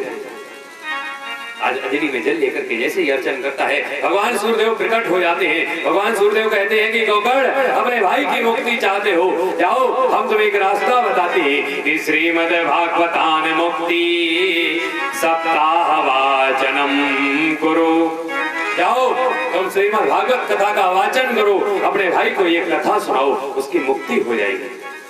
आज गोकर्ण जी प्रसन्न होकर के घर में आए हैं और गांव में खबर कर दी है कि श्रीमद् भागवत कथा होने जा रही है, सारी तैयारी हो चुकी है। आज आसन पर सुखदेव जी आज आसन पर बैठ गए हैं, गोकर्ण जी सारे लोग गांव के सामने बैठे हैं। और जैसे ही आज भैया का आह्वान किया है, धंधकारी सामने आ गया। धंधकारी कहता कि भैया बताओ हम कहाँ जाएं, कहाँ बैठे, मेरे पास में कोई देह नहीं है। जब ये बात कही है तो पास में एक 7 गांठ का बांस रखा था, बांस खड़ा हुआ था। आज कहते हैं भैया तो इस बांस में विराजमान हो जाइए। धंधकारी उस बांस में बैठ जाता है और गोकर्ण जी कथा सुनाने लगते हैं। जैसे ही कथा प्रारंभ हुई है, पहले दिन की कथा विराम होती है, पहली ग्रंथि चटक जाती है। दूसरे दिन की कथा विराम होती है, दूसरी ग्रंथि चटकती है। द्वितीयं तथा द्वितीयं हानि तथा शायं द्वितीयं ग्रंथि विभेदनम् तृतीयं ऐनि कथाशायं तृतीयं ग्रंथि विभेदनम्। दूसरा, चौथा, पांचवा, छठवां जैसे दिन बीत जाते हैं, 7 दिन हो गए। एवं सप्ति दिनेश्चैव सप्त ग्रंथि विभेदनम्। 7 दिन पूरे हुए, 7 ग्रंथियां चटक जाती हैं। धंधकारी जो उसके अंदर विराजमान था आज दिव्य रूप में प्रकट हो जाता है। पीतांबर को धारण किए हुए है, वैजंती माल लिए हुए है, हाथ में कमंडल को धारण किए हुए है, मुकुट लगाए हुए है। और जैसे ही देखते हैं हाथ जोड़ते हैं और कहता है धन्य भागवती वार्ता प्रेत पीड़ा विनाशनी। धन्य ऐसी भागवत वार्ता जो प्रेत की पीड़ा को भी नाश कर सकती है। धन्य ऐसी भागवत, धन्य है वैसी भागवत। विमान आता है भगवान के लोक से, धंधकारी बैठता है और भगवान के धाम को चला जाता है। बोले भक्तवत्सल भगवान की जय हो। जितने भी भक्त वहां पर थे सब विचार करने लगते हैं। एक बात बताओ, धंधकारी के लिए विमान क्यों आया? कथा तो बहुत लोगों ने सुनी, तो कहने का आशय है कि कुछ होते हैं श्रोता, कुछ होते हैं श्रोता और कुछ होते हैं सरौता। 3 तरीके के लोग होते हैं। श्रोता वही है जो सिर्फ कथा सुनने आए और श्रोता वही है जो कथा में सोने के लिए आए। कुछ लोग होते हैं कथा में सोने के लिए, जैसे सो जाएंगे, अगर उनसे पूछो कि भैया सो जाते हो, पंडित जी का मन नहीं लगता, तो आप उत्तर इतना अच्छा दे कि पंडित जी दोबारा कह नहीं सकते भैया तुम काहे सो। तुरंत कहेंगे पंडित जी आप जब कथा कहते हो, कथा में इतने भाव विभोर हो जाते हैं कि हम सब कुछ भूल जाते हैं, परमात्मा से मिल जाते हैं। मतलब कि पंडित जी कम ज्ञान दे, तुमसे ज्यादा ज्ञान दे देते, दोबारा कह ही नहीं पाए कि आप काहे सोए रहे। एक होते सरौता जो कथा में आएंगे ना तो उन्हें ऐसा मतलब कथा हो रही कि ना, कोई कहे टेंट टेढ़ो है, कोई कहे पंडित जी टेढ़े बैठे, कोई कछू ना कहे का वही कहा लगे पंडित जी पतरे बहुत। मतलब कथा से कोई मतलब नहीं है, सिर्फ यहाँ से मतलब है कि इधर हो क्या रहा, कौन कहाँ बैठे कहाँ नहीं बैठे, कथा हो रही हो का मतलब। सरौता काम क्या होता? काटने का। ये वही काम कर, कटिंग करत बैठे बैठे और खुद ना सुना, दूसरे को ना सुना, दूसरे को मन होगा नहीं सुना। तो आज गोकर्ण जी कहते हैं कि कथा उसी को लाभ करती है जो कथा मन से सुनते हैं। जैसे सरदर्द हो रहा है और सरदर्द की टेबलेट खाओ, तो सरदर्द की टेबलेट उसी को फायदा करेगी जिसका दर्द होगा, दूसरे को तो नहीं करेगी। तो दर्द किसको था? धुंधकारी को। तरना कौन चाहता था? धुंधकारी, इसलिए तरा। जो नहीं तरना चाहता उसको कहां से? तो सब भक्त कहने लगे कि आज कथा दोबारा प्रारंभ की जाए, हम सभी लोग मुक्ति चाहते हैं। तो आज गोकर्ण जी ने दोबारा से कथा प्रारंभ की। कहा कब? श्रावण मासे गोकर्णम कथा मुचे तथा पुनः। श्रावण मास में कथा दोबारा शुरू की गई। श्रावण मास का नाम ही कथा से ही पड़ता है। श्रावण और श्रवण, भगवान की कथा श्रवण करने का मास ही श्रावण मास है। श्रावण मास में कथा प्रारंभ हुई, और जब प्रारंभ हुई सब लोगों ने सुनी, और जब सब लोगों ने कथा सुनी है तो भगवान की तरफ से आज विमान आए हैं। और विमान एक नहीं, बहुत सारे विमान आए हैं। सब लोगों के लिए विमान आ गए हैं। भगवान साक्षात सामने खड़े हैं और कह रहे धन्य हो गोकर्ण, जो आपने इतने भक्तों को भगवान में लगा दिया। सबके लिए विमान आता है और सबके सब भगवान के धाम चले जाते हैं। बोले गोकर्ण महाराज की जय हो। यहाँ पर एक कथा के 5 अध्याय विराम लेते हैं। 6वें अध्याय में कथा कैसे करानी चाहिए इसके बारे में बताया गया। वो तो आप सभी लोग जानते हो कि कथा में किस किस चीज की जरूरत पड़ती है। किसी विप्र ब्राह्मण से कथा का शोधन कराना चाहिए कि कथा किस दिन रखी जाए। उसके बाद में एक टेंट लाइट ये सब कुछ व्यवस्था अपनी कर लो, पूजन की सामग्री एकत्र कर लो। उसके बाद में 5 ब्राह्मणों को वरण किया जाता है। ये 5 ब्राह्मण जो वरण होते हैं, इनका कार्य ये होता है ओम नमो भगवते वासुदेव का ये जाप करते रहे। अगर ये जाप ना हो सके, देखो सबसे पहली सीढ़ी बताई ये सरल वाली है, इसके बाद सब कठिन है। इसके बाद है गायत्री का जाप करते रहे, उसके बाद है गीता का पाठ करते रहे, और उसके बाद है भागवत जी का मूल पाठ का वाचन करते रहे। तो इतने तो नहीं हो सकते हैं, तो कम से कम ओम नमो भगवते वासुदेवाय का जाप एक माला तो करते रहो। जिससे ये होता है, ये 5 विप्र जो होते हैं, ये 5 विप्र परीक्षित के ऊपर कोई आपदा ना आए उसके रक्षक के लिए ये विप्र बैठा लिए जाते हैं। इसके बाद में भगवान गणेश जी की आराधना करनी चाहिए, उनकी पूजा की जाए। और इसके बाद जब कथा विराम हो जाती है, विराम होने के बाद में यहाँ तक भागवत में लिखा है कि 12 ब्राह्मणों का भोज कराना चाहिए। भागवत जी में यही लिखा है। उसके बाद चाहे गांव खवाओ, चाहे नगर खवाओ, कुछ भी भंडारा करो, लेकिन भागवत जी में यही लिखा है कि भागवत विराम होने के बाद में 12 ब्राह्मणों का भोज कराना चाहिए। 12 ब्राह्मणों के भोज के बाद में जो वक्ता हो, वक्ता को यथाशक्ति जो उसकी दक्षिणा बनती हो वो देनी चाहिए। लेकिन भागवत जी का मूल पाठ जो होता है, वो वाचक जो वाचन करता है उसको दान किया जाता है, वो दान करना चाहिए। और इसके बाद भगवान की कथा को श्रवण करे। इस तरीके से जो भी भाई बंधु कथा को श्रवण करते हैं वो भगवान के धाम को पहुंचते हैं। भगवान की जय। अब यहाँ पर भागवत जी प्रारंभ होगी, पहला स्कंद प्रारंभ होगा, 2 बार भगवान नाम संकीर्तन और सीधे कथा को प्रारंभ करेंगे।